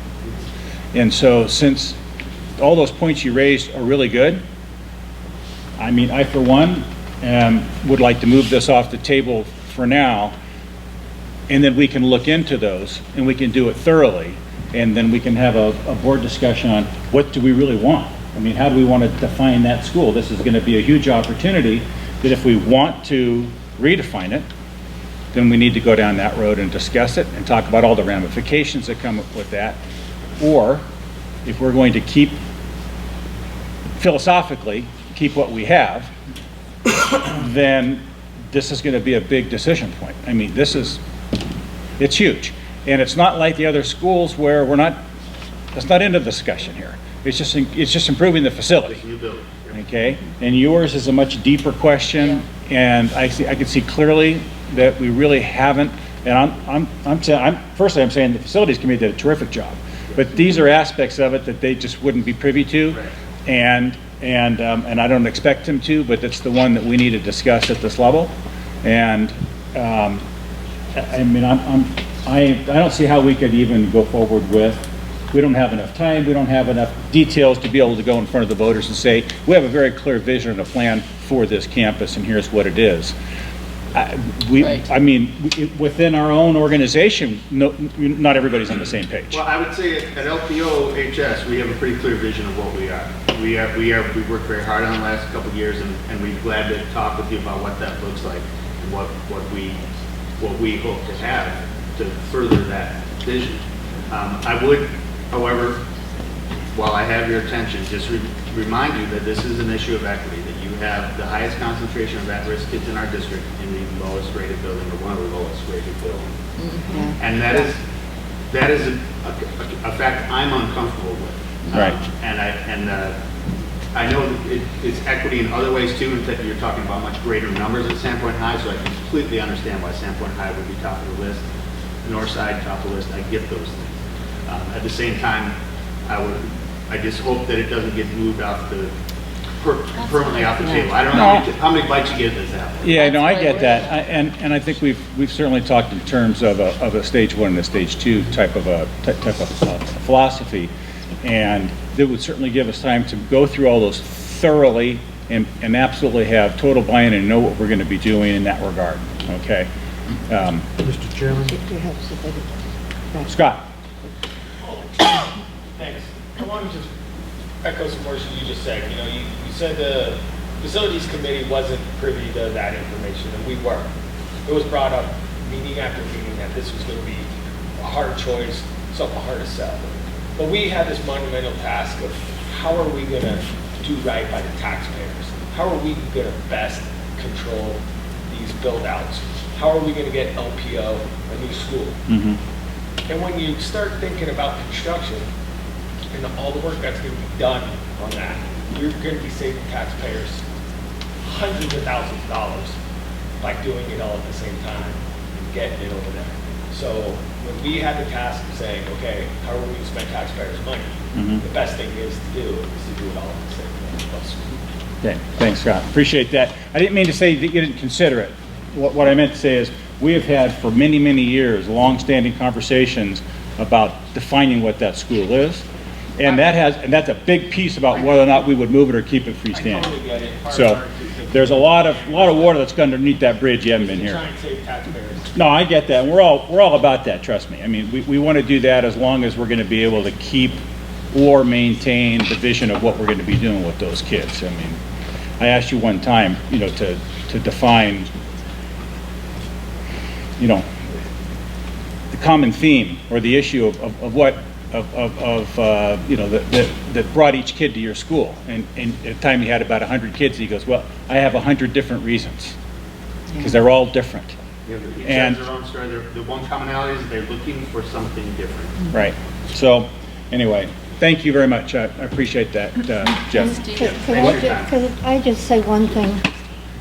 Because of where I live, I drive by that school every day. I have for the past 15 years that we've lived here, and I have never seen it as well managed as it is now. I mean, when I see the kids, they're walking, they're sitting at a picnic table eating. They like each other. It's almost like an extended family. And I just kind of smile every time I go by because I think you've done this. And I'll forward the full survey results to Sean or Kelly, and they'll pass on, and you'll see a lot of reflected. That's what we heard from the students. One particular point on one that I'll just mention is we would lose that family feeling, and this is the only family I have. And that's a lot to mess with for one. Thank you. Do you guys have questions for Jeff? I don't have a question for Jeff when we have discussion. I don't have a question for him, but I want you to know that I don't share the idea of sweeping that thing under the rug right now. That facility is an embarrassment to the school district. I doubt that any of you would take a visitor over there and brag about your alternative high school. It's not rocket science to sit down and discuss and map out a future and what you want in a way of a facility like that, and what the goals are and so forth. It's just a matter of sitting down and getting it done. And I think that's what we need to do.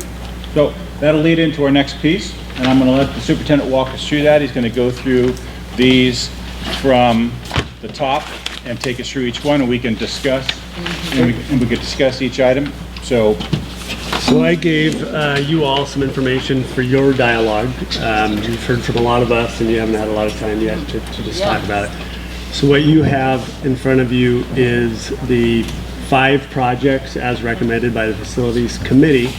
To the right of that is the score that the Teeter Consulting gave for each school, as well as there was a rubric attached to that designated scores either unsatisfactory, poor, and so on and so forth.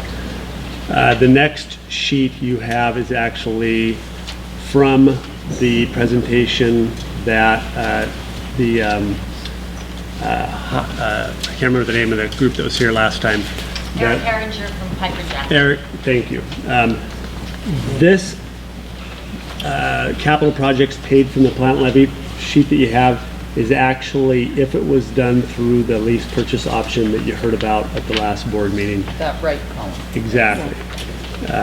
So there you have it. Sandpoint Middle School was the lowest rated building, followed by Northside, followed by Lake Pend Alternative High School, Washington, and then Clark Fork Junior Senior High. The only reason, of course, they're on there with a still a low rating of 64.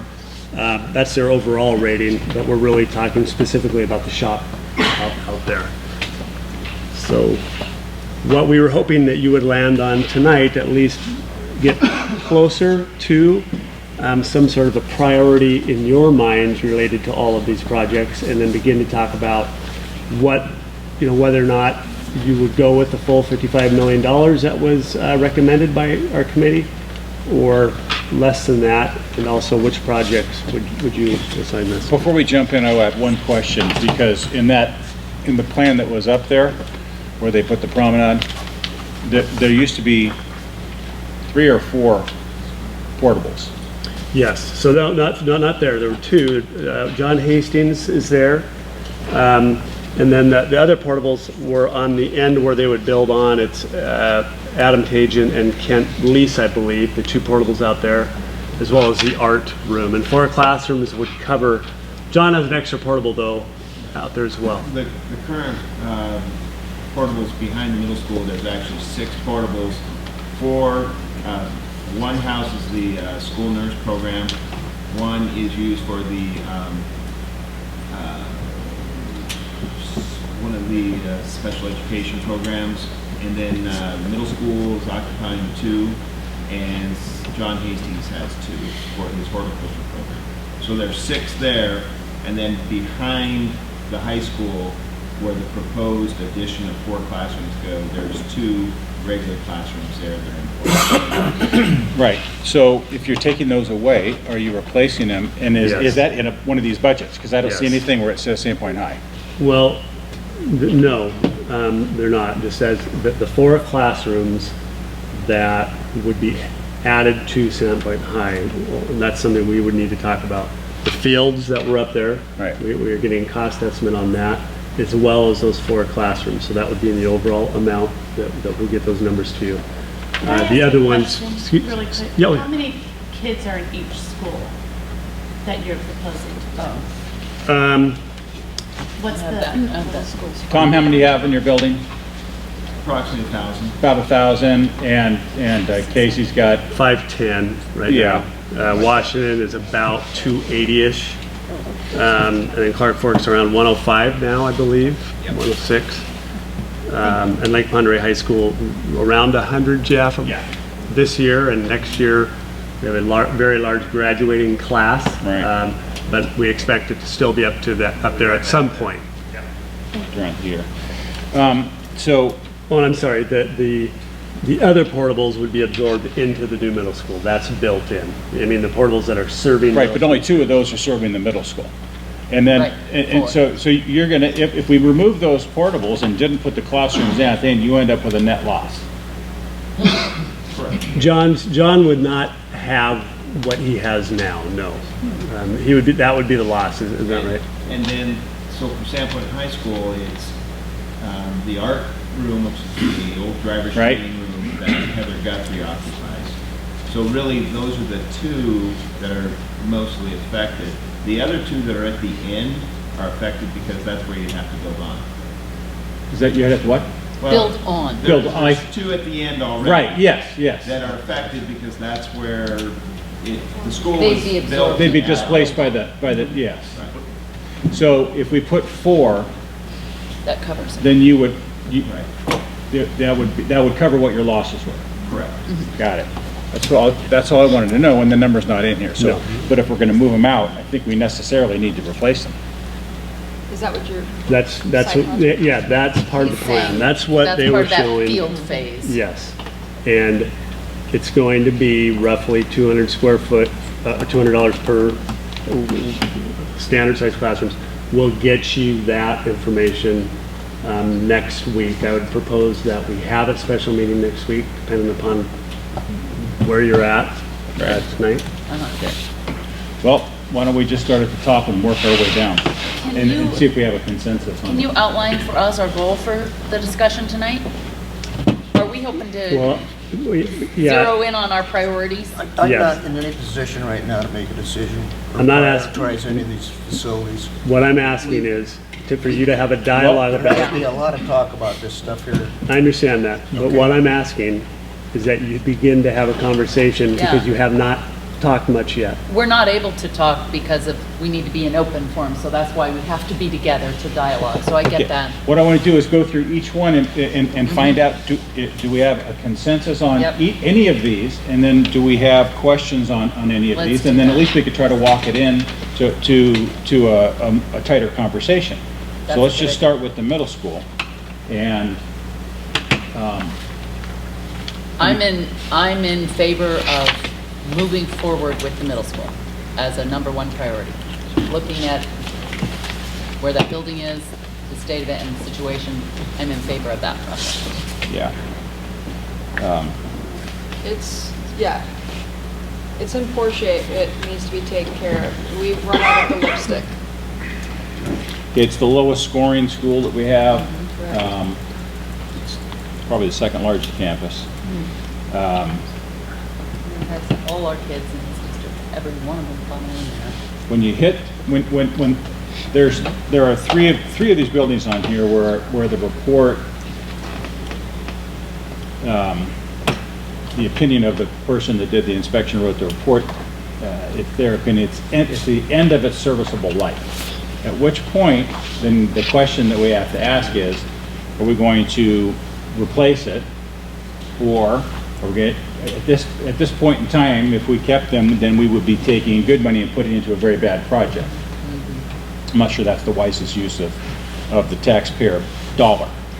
And I mean, we're looking for the, each time we build a building, you're hopeful to get 50 years plus out of it. So that's the framework. I don't see anybody having an argument with doing the middle school. Okay. But you're also talking about development of a significant athletic facility in between. Mm-hmm. What are we going to do at the high school that's going to accommodate the things that they're going to lose if you take these modulars out? That's why we're having this discussion. Okay, let's see what the costs are as those things go down there. What is the total cost? Okay. Are we talking about the $27 or $29 million for the total complex, including the high school stuff? No, I believe not. No, what I'll bring back next week, is the cost of the 4 additional buildings, or 4 additional classrooms, as well as for options 1, 2, and 3, the athletic fields. What does that cost? Okay, so what we're suggesting is let's wait until next week.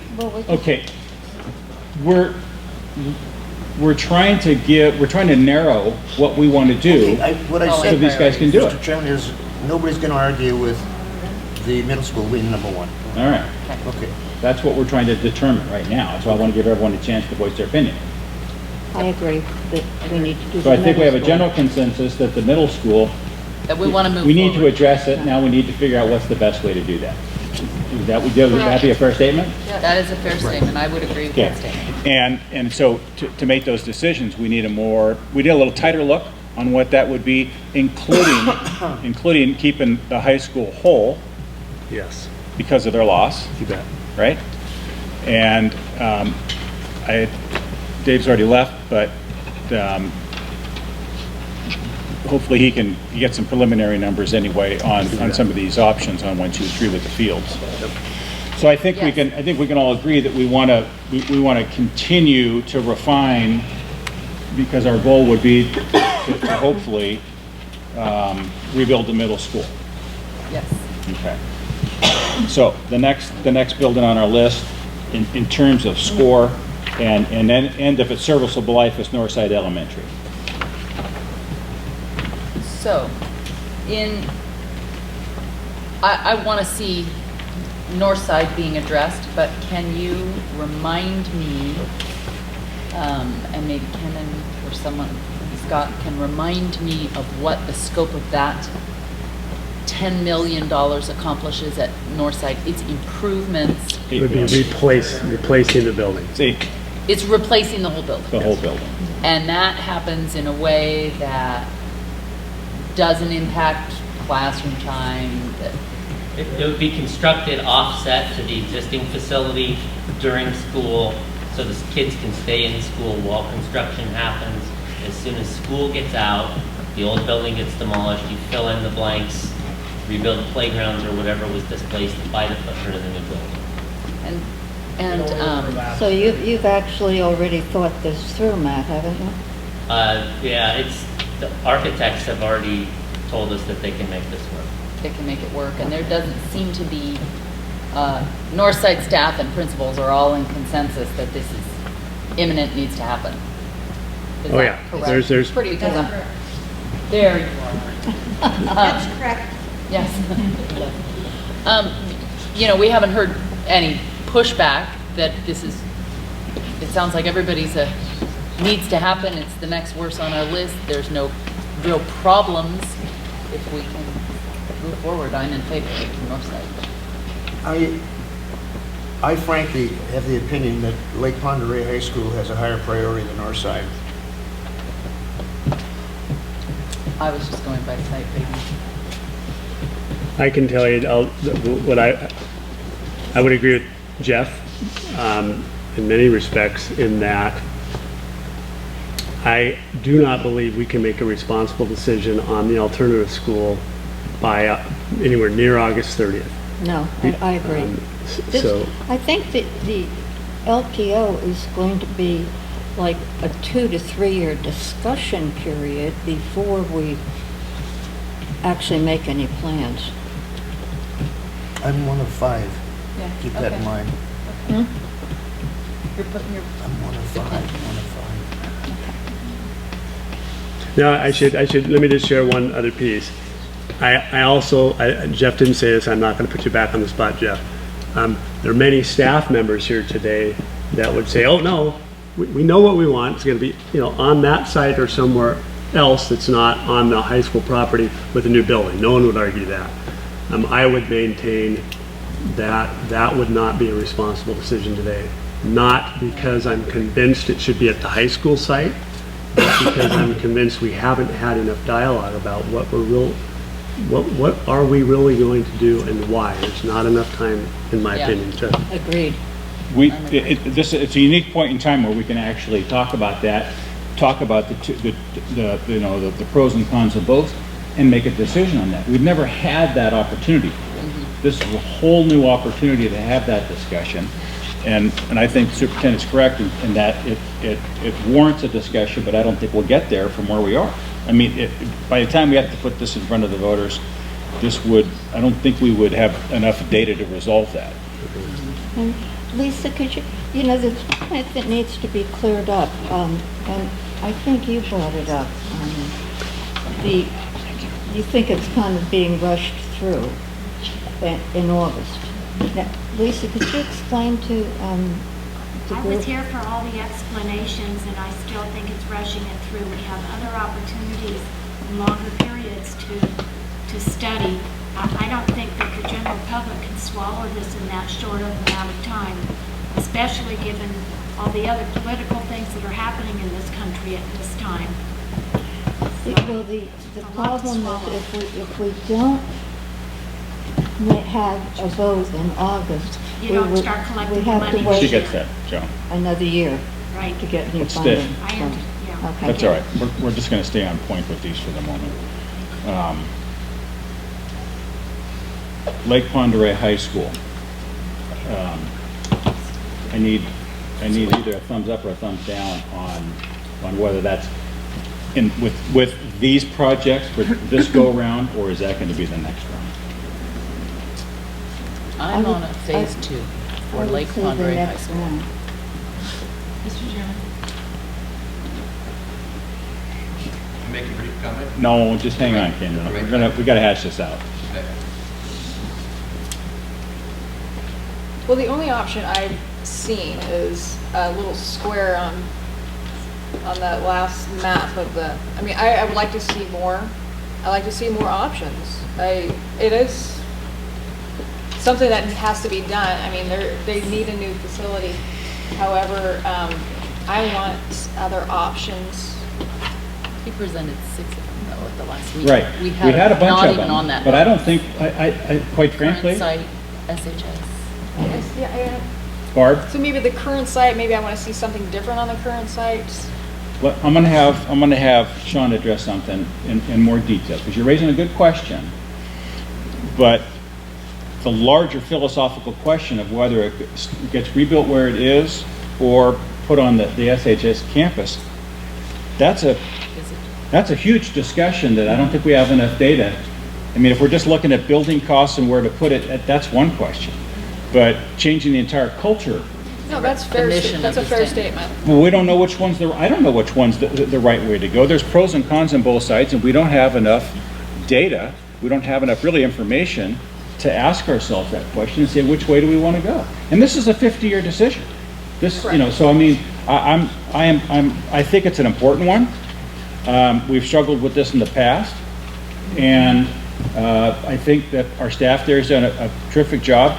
Jeff has, since he's come on board, has done a great job in getting that whole group, to work together and with a good mission. And so now we're going to uproot that and go a different direction. Maybe we do, and maybe we don't. No, I understand. To me, the LPO is still a priority for me, but it might have to be a second phase, first priority for me. That's how I feel, that it's not it's a huge issue, It's a but huge it's issue not. that I want to Very big issue. make Phase sure one all our issue. constituents have been Right. had a chance. Okay. Okay. So Okay. we tabling that maybe as Washington. So firstly, I want to ask Superintendent to go over this poor part, because it was actually that building was a split decision. Yeah, so I'll actually have Matt speak to how poor was arrived at. Poor is not, the 42 isn't just indicative of the old part. Was that averaging the old and the new? I couldn't remember. Yeah, absolutely. So if you're looking at the one score sheet where all the scores are consolidated, Yes. that shows a blend of the two buildings on campus. We're talking about Washington. Yes. Right. So there's an annex building that was built in the late 80s, early 90s. Mm-hmm. And then there's the old portion that was built in maybe even 1903. the 40s or 50s, or before that. Well, they average those two scores together to get the school score. But if you look back to the score for just the main building at Washington, it's in the unsatisfactory. Yeah. Okay. All right. So that. So- Did they break those two scores down? Yes, Do you- I they're mean- right here. They're in your They're facility. right You here got in it? this I didn't packet. bring that. Thank you. That's okay. What are It they? is, this page, main building is at 36, and annex, which is the newer portion you referenced, is at 71. Got it. So it's not, so you. 36 is the, and would you like to see it? No, that's what I needed, the number right there. I mean, that puts it right in line with the other unsatisfactories. Yeah.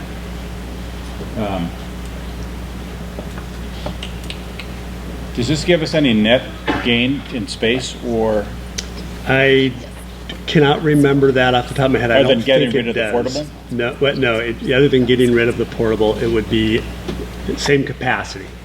So, as a point of information, Sandpoint Middle School would increase to, I think 675, 675. North Side was increased by, about 60. 50 or 60 students, but Washington we're projecting the same enrollment.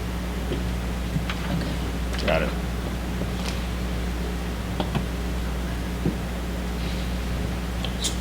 We're rebuilding half that school? Is that essentially it? Is it, Much more than that. Yeah, There's only 4 classrooms in the annex. That's right. And then plus That's there's the why- upstairs and, yeah, okay. 10 classrooms, or 11 classrooms in the main building, and 2 portable classrooms. So how, If you're replacing Right. 13-ish classrooms. so what's the hat trick for building this when there's kids in it? I think the proposal with with the finance was to put the kids in the middle school after the middle school was built for a year. And let me ask you this, Matt. I believe it's not a have to. It's a request by the architects. It would be dicey. It's been done before. School, and it would dictate the space that we could use if the kids were still in session. I mean, in that building. If they're in the old middle school, you have a lot more room to work with on that site, obviously. So. which then really pushes out your fields and everything else like that for till a I'm couple sure years. there's other options too on the site to do a staged construction. They do those kind of things all the time. Well, this one's a little unique, and and you don't have any additional room. But we own three different areas there. We own, green spaces across the street, we own playground space, and, I mean, I don't know what You can mean be done for with staging construction two-story on- buildings on those lots. I don't know, but, that's something for an architect to go work on. And then this, the years that these were mapped out on this sheet you provided to us, Sean, Yes. we'd need to play with those a little if we're talking You bet. about staging students in and out of other buildings. Sure. Those would need to align more closely with Yes. actual completion date of one, and then moving the Washington one forward. for sure. They're not correct on here. Yeah, and what we would do, we could do by next week, we could come up with a couple of different scenarios for that. And a revised timeline as well. Right. We'll be prepared for that. And maybe in that it can show Sandpoint Alternative High School being pulled into a phase 2 and not on this 2019 timeline. I mean, the other thing that I mean, really, you may be to the point right now where you're obviously going to want to know the cost of the 4 additional classrooms, the cost of the athletic fields, for sure, because we've got a limited amount of money for the projects. And I can't remember, Ken, and I'll put you on the spot, I'm sorry. I could not remember if, I believe, and many other committee members are here too, that Clark Fork shop was one of the ones that was one of the ones at the top of our list is, yeah, we got to do that. So this isn't in order of priority by our committee, just so you know that. And I think that order is in here as well. I believe it is, yes. 10,400 and... Sean, some of that could be mitigated with the alternative funding method that's been okayed by the Supreme Court. The order of construction could be moved. Right. I see what you're saying, that with this lease, upfront lease financing model, you have much more flexibility with some of these conversations. Which I'm still... Mr. Chairman, make a point of information. Please. So, Architects West, which was awarded the elementary projects, when they presented to the interview team, they did present to the interview team that the Washington project could be phased.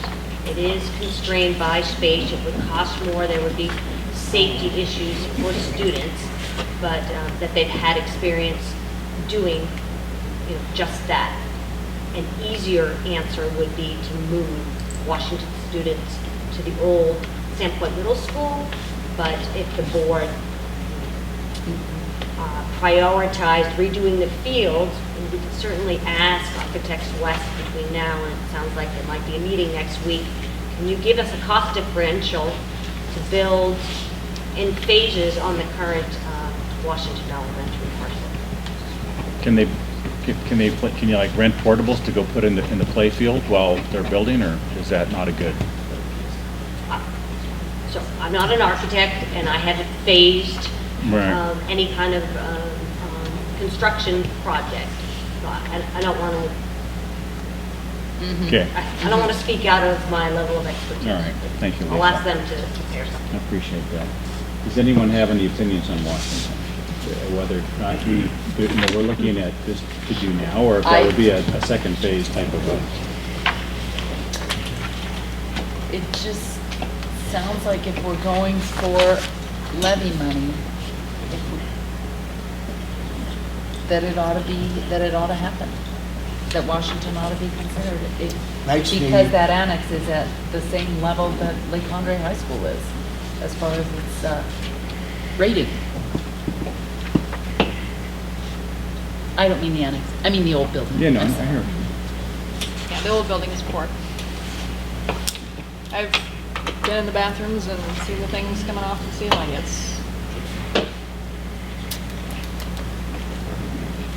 I believe it's a priority as well. Joel? My personal opinion is that Washington Elementary could be a good second phase project. That it could wait. It could wait. That's a possibility I'd be interested in I mean, looking at, especially since it would maybe make it. When I compare the state of repair of these schools, and I've been in them all, and trying, to discern what the priorities are. I don't have a high priority for that, and obviously the facilities committee didn't either because it's down the list a little bit here in terms of the score.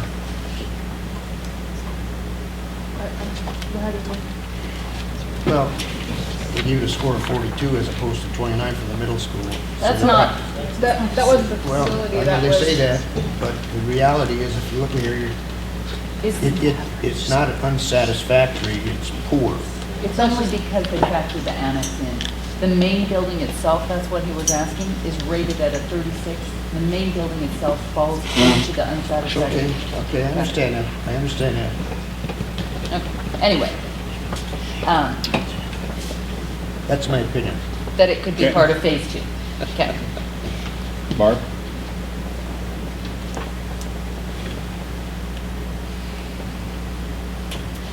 Trying to understand the best way to, the phase system. I'd like, obviously, some more information about that.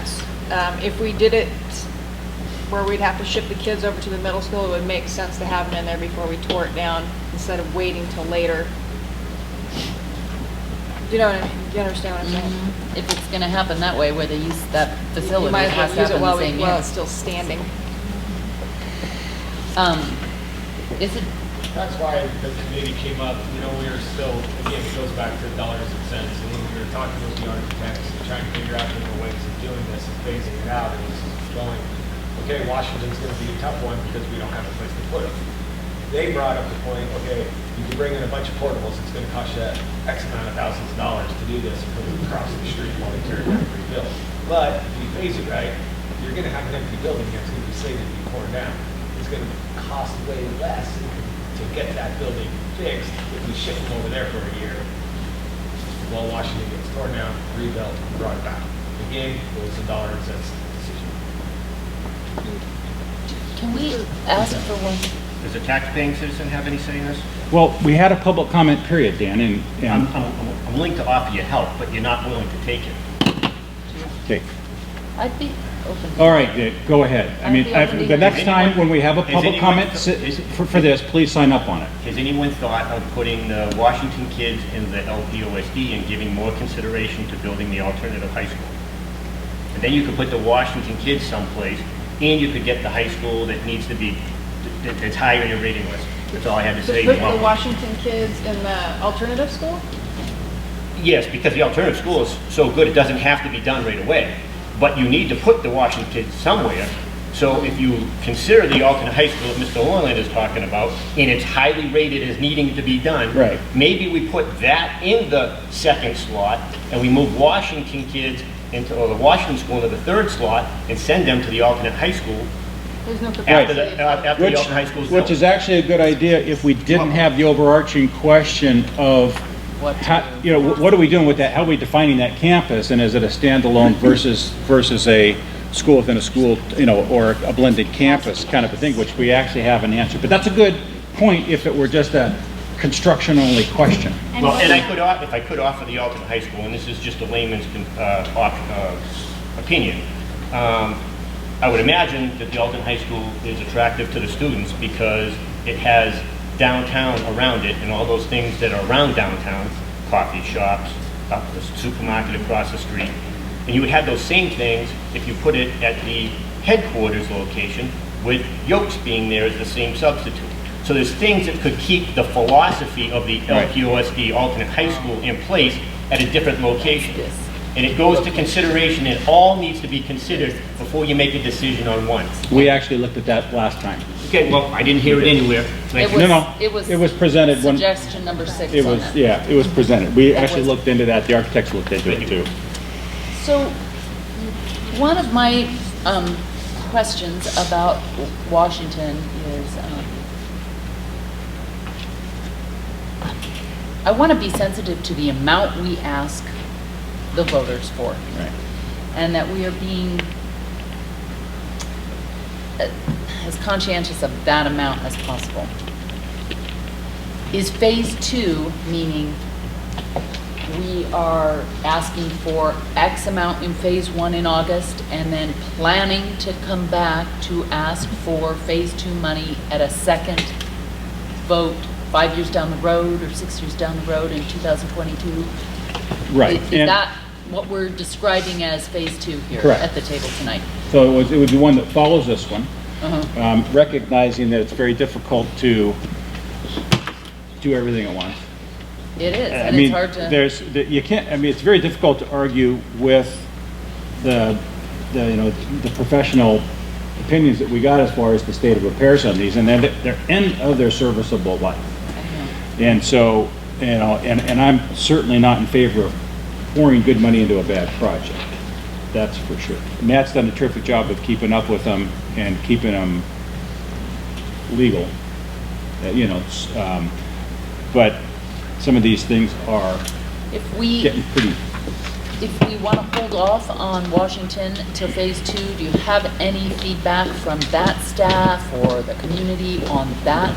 I specifically have not had anybody approach me about that project being done immediately or put off a Well, little.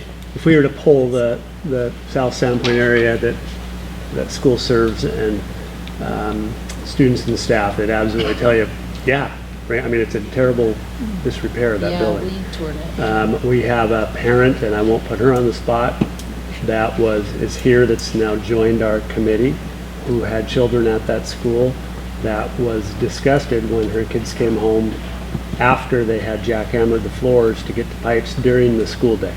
Yeah. That was really concerned about their health and their well-being, having, that's the way it is in the those schools. classroom, yeah. So yeah, I mean, good question, Geraldine, but it's definitely high on, people know this is an opportunity, and they also know that it could happen further down the line and that you guys need to make decisions. But in the whole scheme of things, what's really interesting about this list is in any school district that I've been in, this is my 4th district, the state of disrepair these buildings are in, they would all be just done.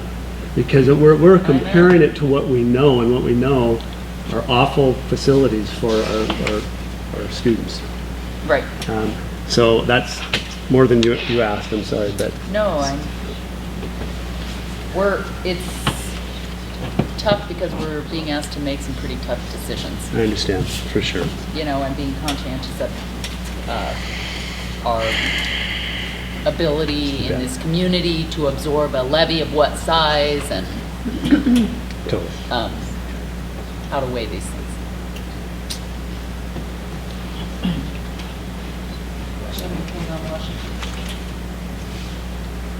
I told you how I felt about Yeah. the priority of the issue. That could be moved down. What did Joel say? He thinks Washington priority lesser for him than the others. Let me know, was a phase 2 type of a, Yeah. right? And you think what? I'm leaning toward phase 2, but it's just because it is a $10 million.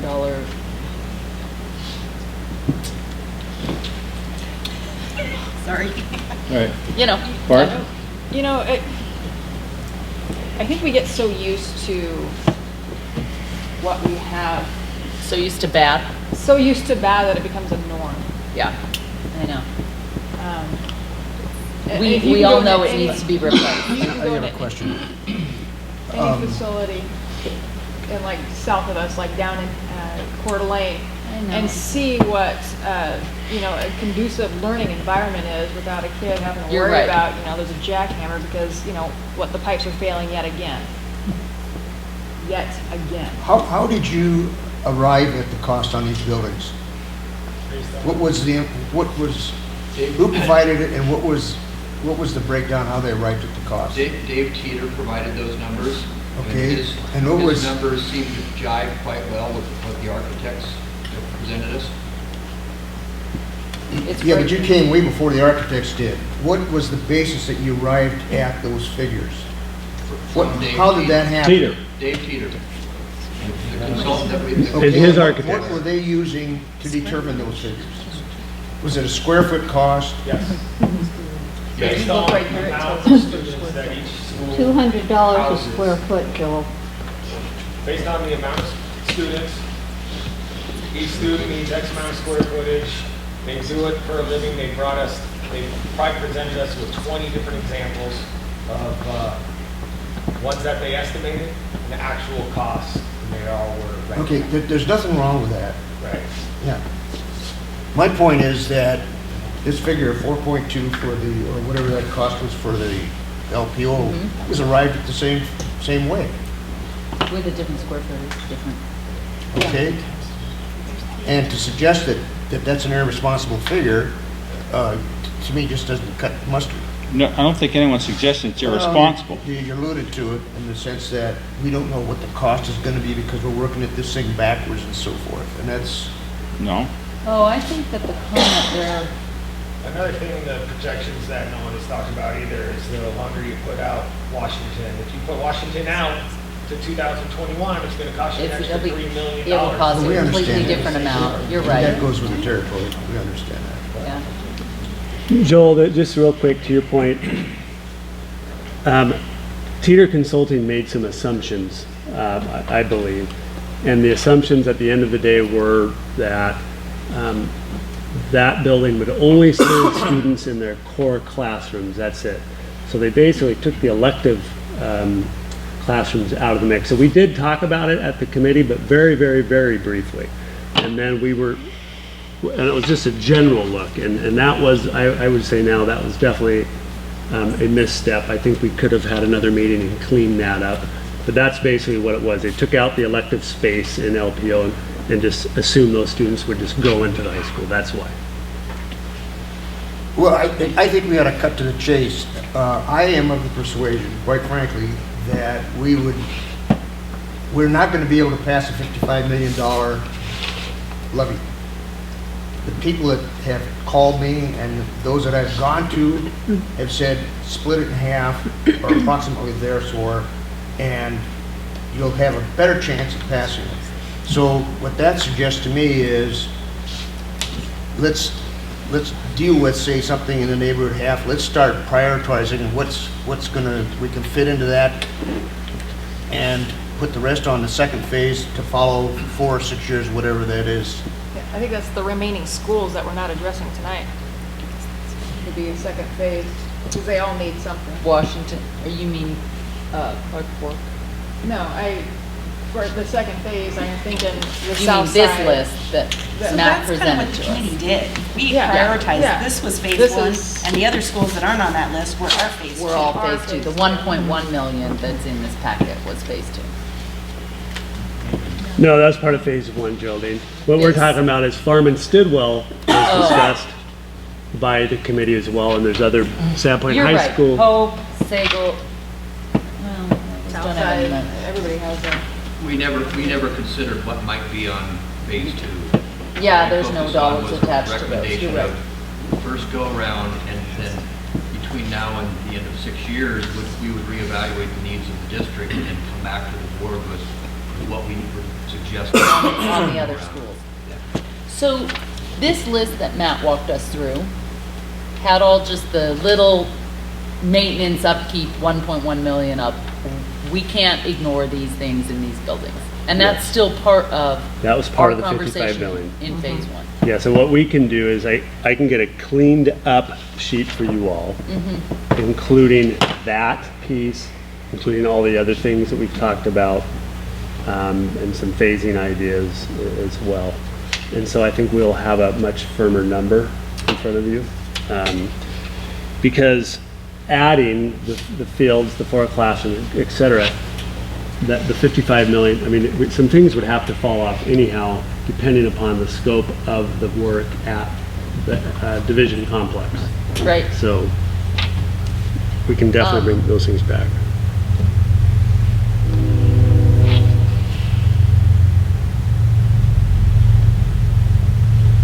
I think we have 2 first priorities of the middle school and north side. I feel like those are Well, we haven't even gotten to consensus the on whole that. Clark Fork thing. I know, we haven't even discussed that. Well, let's talk about Clark Fork. Okay.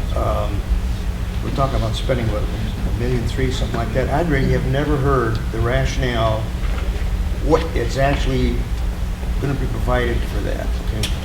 You know, I was told, I heard something about this expeditionary class or experimental class, combination with a shop or whatever. Again, you know, and I'm from Clark Fork.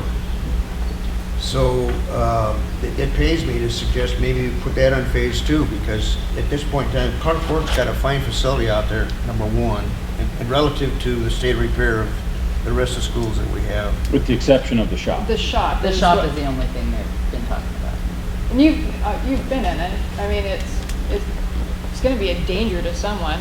It's replacing the shop, making it larger. Larger, more. Anything else in that?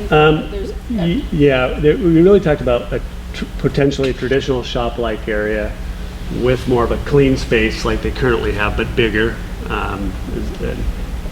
One thing we haven't done is, I mean, the committee recommended the new shop. What would happen next would be the educational specifications work that would say, okay, we have this amount of square footage in, and now we got to talk about what's really going to happen in that space with the staff. Are we going to be able to get a vocational instructor out there? Potentially, yes. Yeah, I mean, they're actually here tonight to talk about a potential innovative school designation that could help that, for sure. Okay, sounds good to me.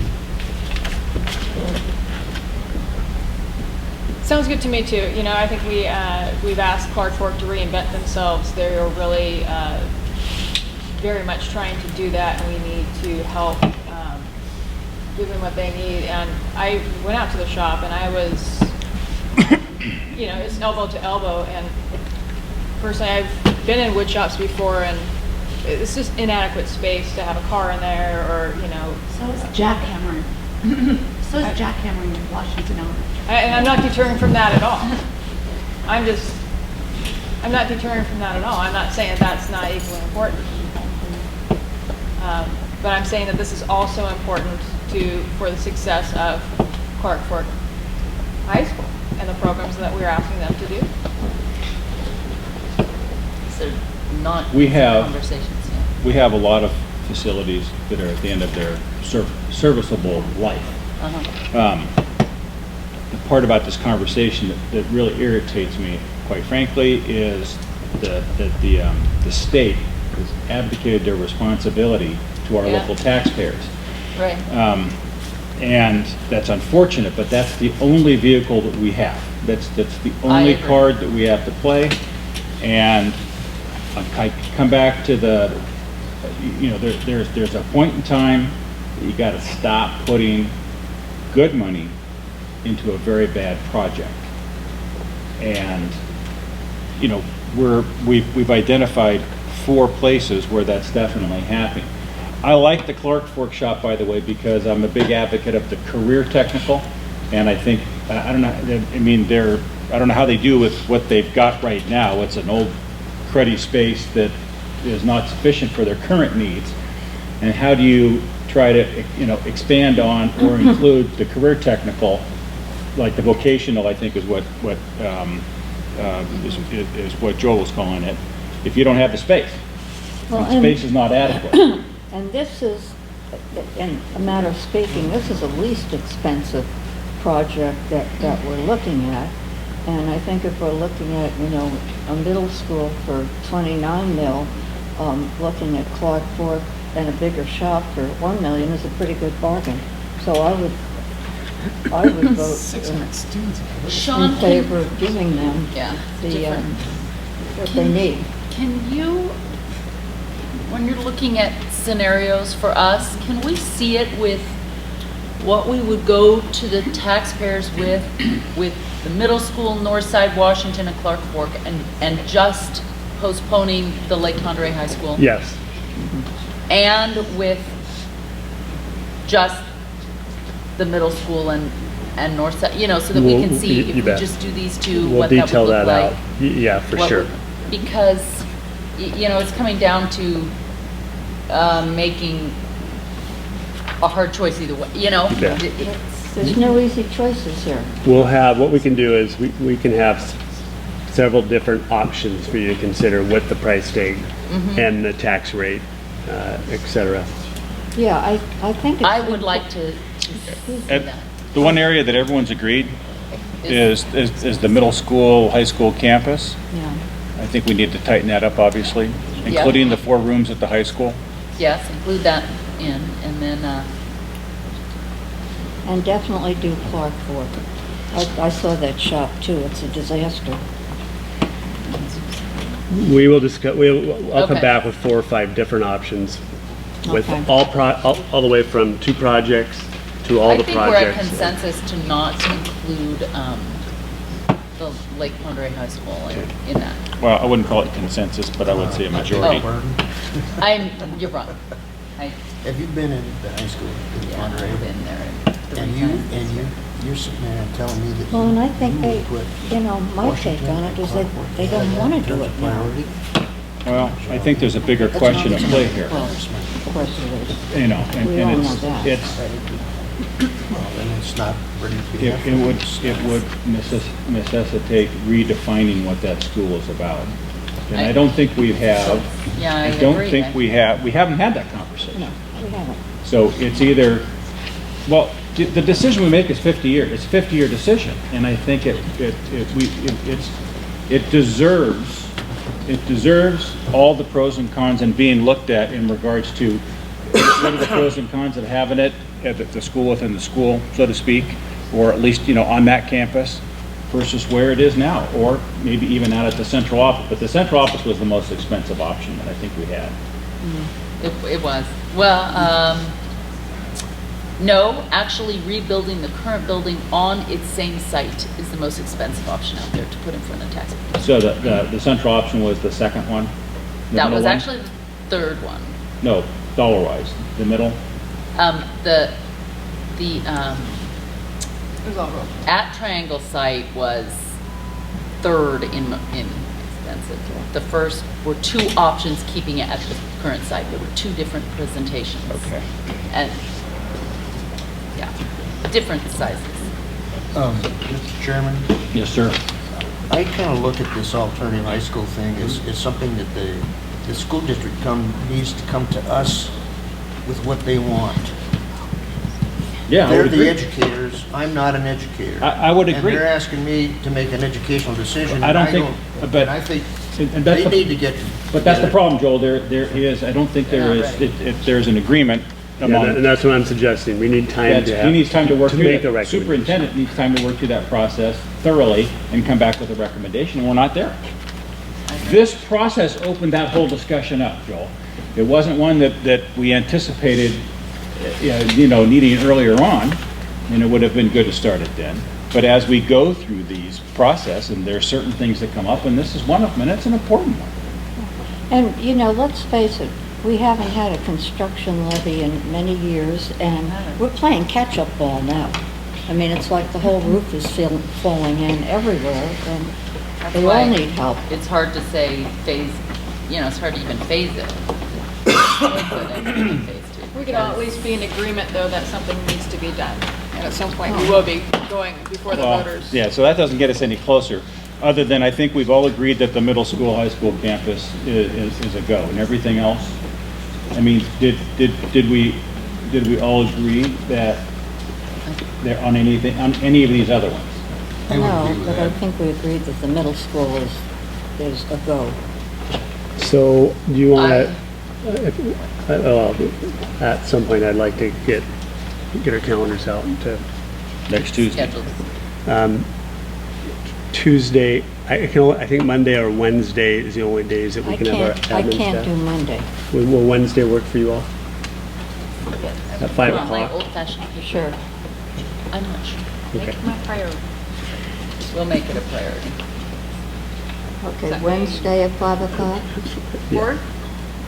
The 4th? Yes. May the 4th be with us. And we'll Did we come. get a time? Is it 5 or 5, and we'll come with options, and just I'll send a few drafts as we get them over the next 2, 3, 4 days, And we're just going to limit that meeting to just the facility. just that. Okay. Yep. Are we taking more input or comments or anything like that during that time, or is it just a Yeah. continuation of our No, discussion? but the topic is only we're not going to have anything else on the agenda. It's just going to be facilities. We will once again have a public comment section in there. And we're going to have, and Superintendent's going to bring us some options in regards to everything we've just discussed. kind of wind up this part of it, I totally appreciate all the hard work the committee put into it. And if our only consideration was, oh my goodness, we're at the end of the service life, we have to rebuild them, it'd be wonderful. And one of the hardest things that I think that we have to do and that we're tasked with as a board is to go to the taxpayers and ask for money. And we take it very seriously. And that's the hardest thing that we grapple with. I know that there are circuit breaker pieces for the very low end, but there's those in the middle. I know we have to do something, and I hope when we get on something on some kind of plan that would be ongoing and maybe a little easier for everyone to be able to absorb.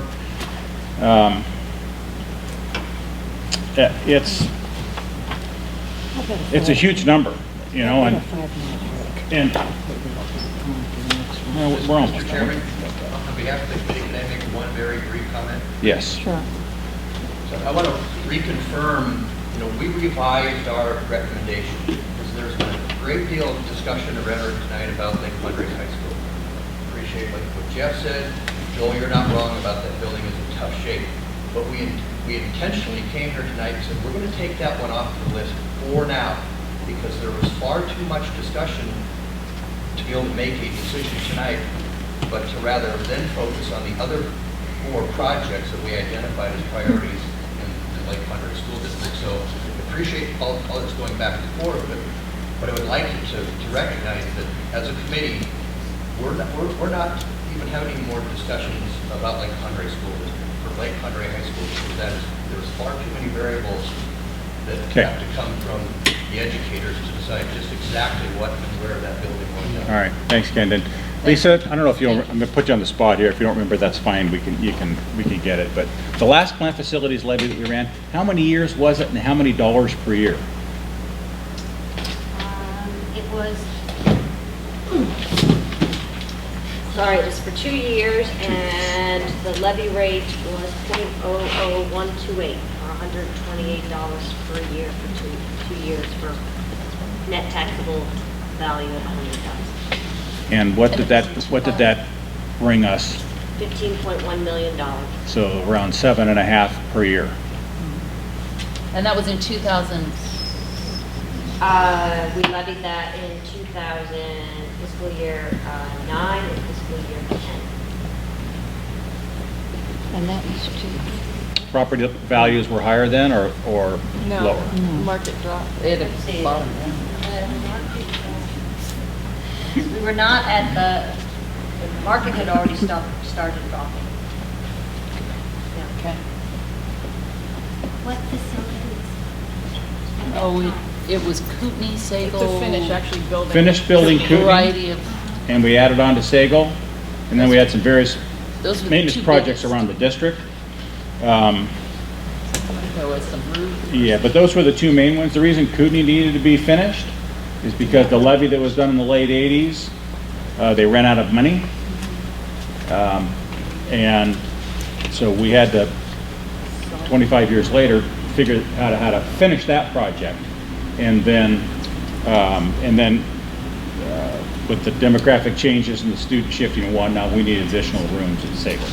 So we did at the time. All right. Okay, so we're gonna, Okay, we'll move we'll do this forward next with the Wednesday at agenda. 5 o'clock. Okay. Okay. 5 o'clock, you said. Mr. Kamek, you're looking to get the Innovation School designation approval, is that Can we correct? take just a 5-minute break? 5-minute break? Can we? Can we? We can. We'll take a 5-minute break. Sorry, Marty.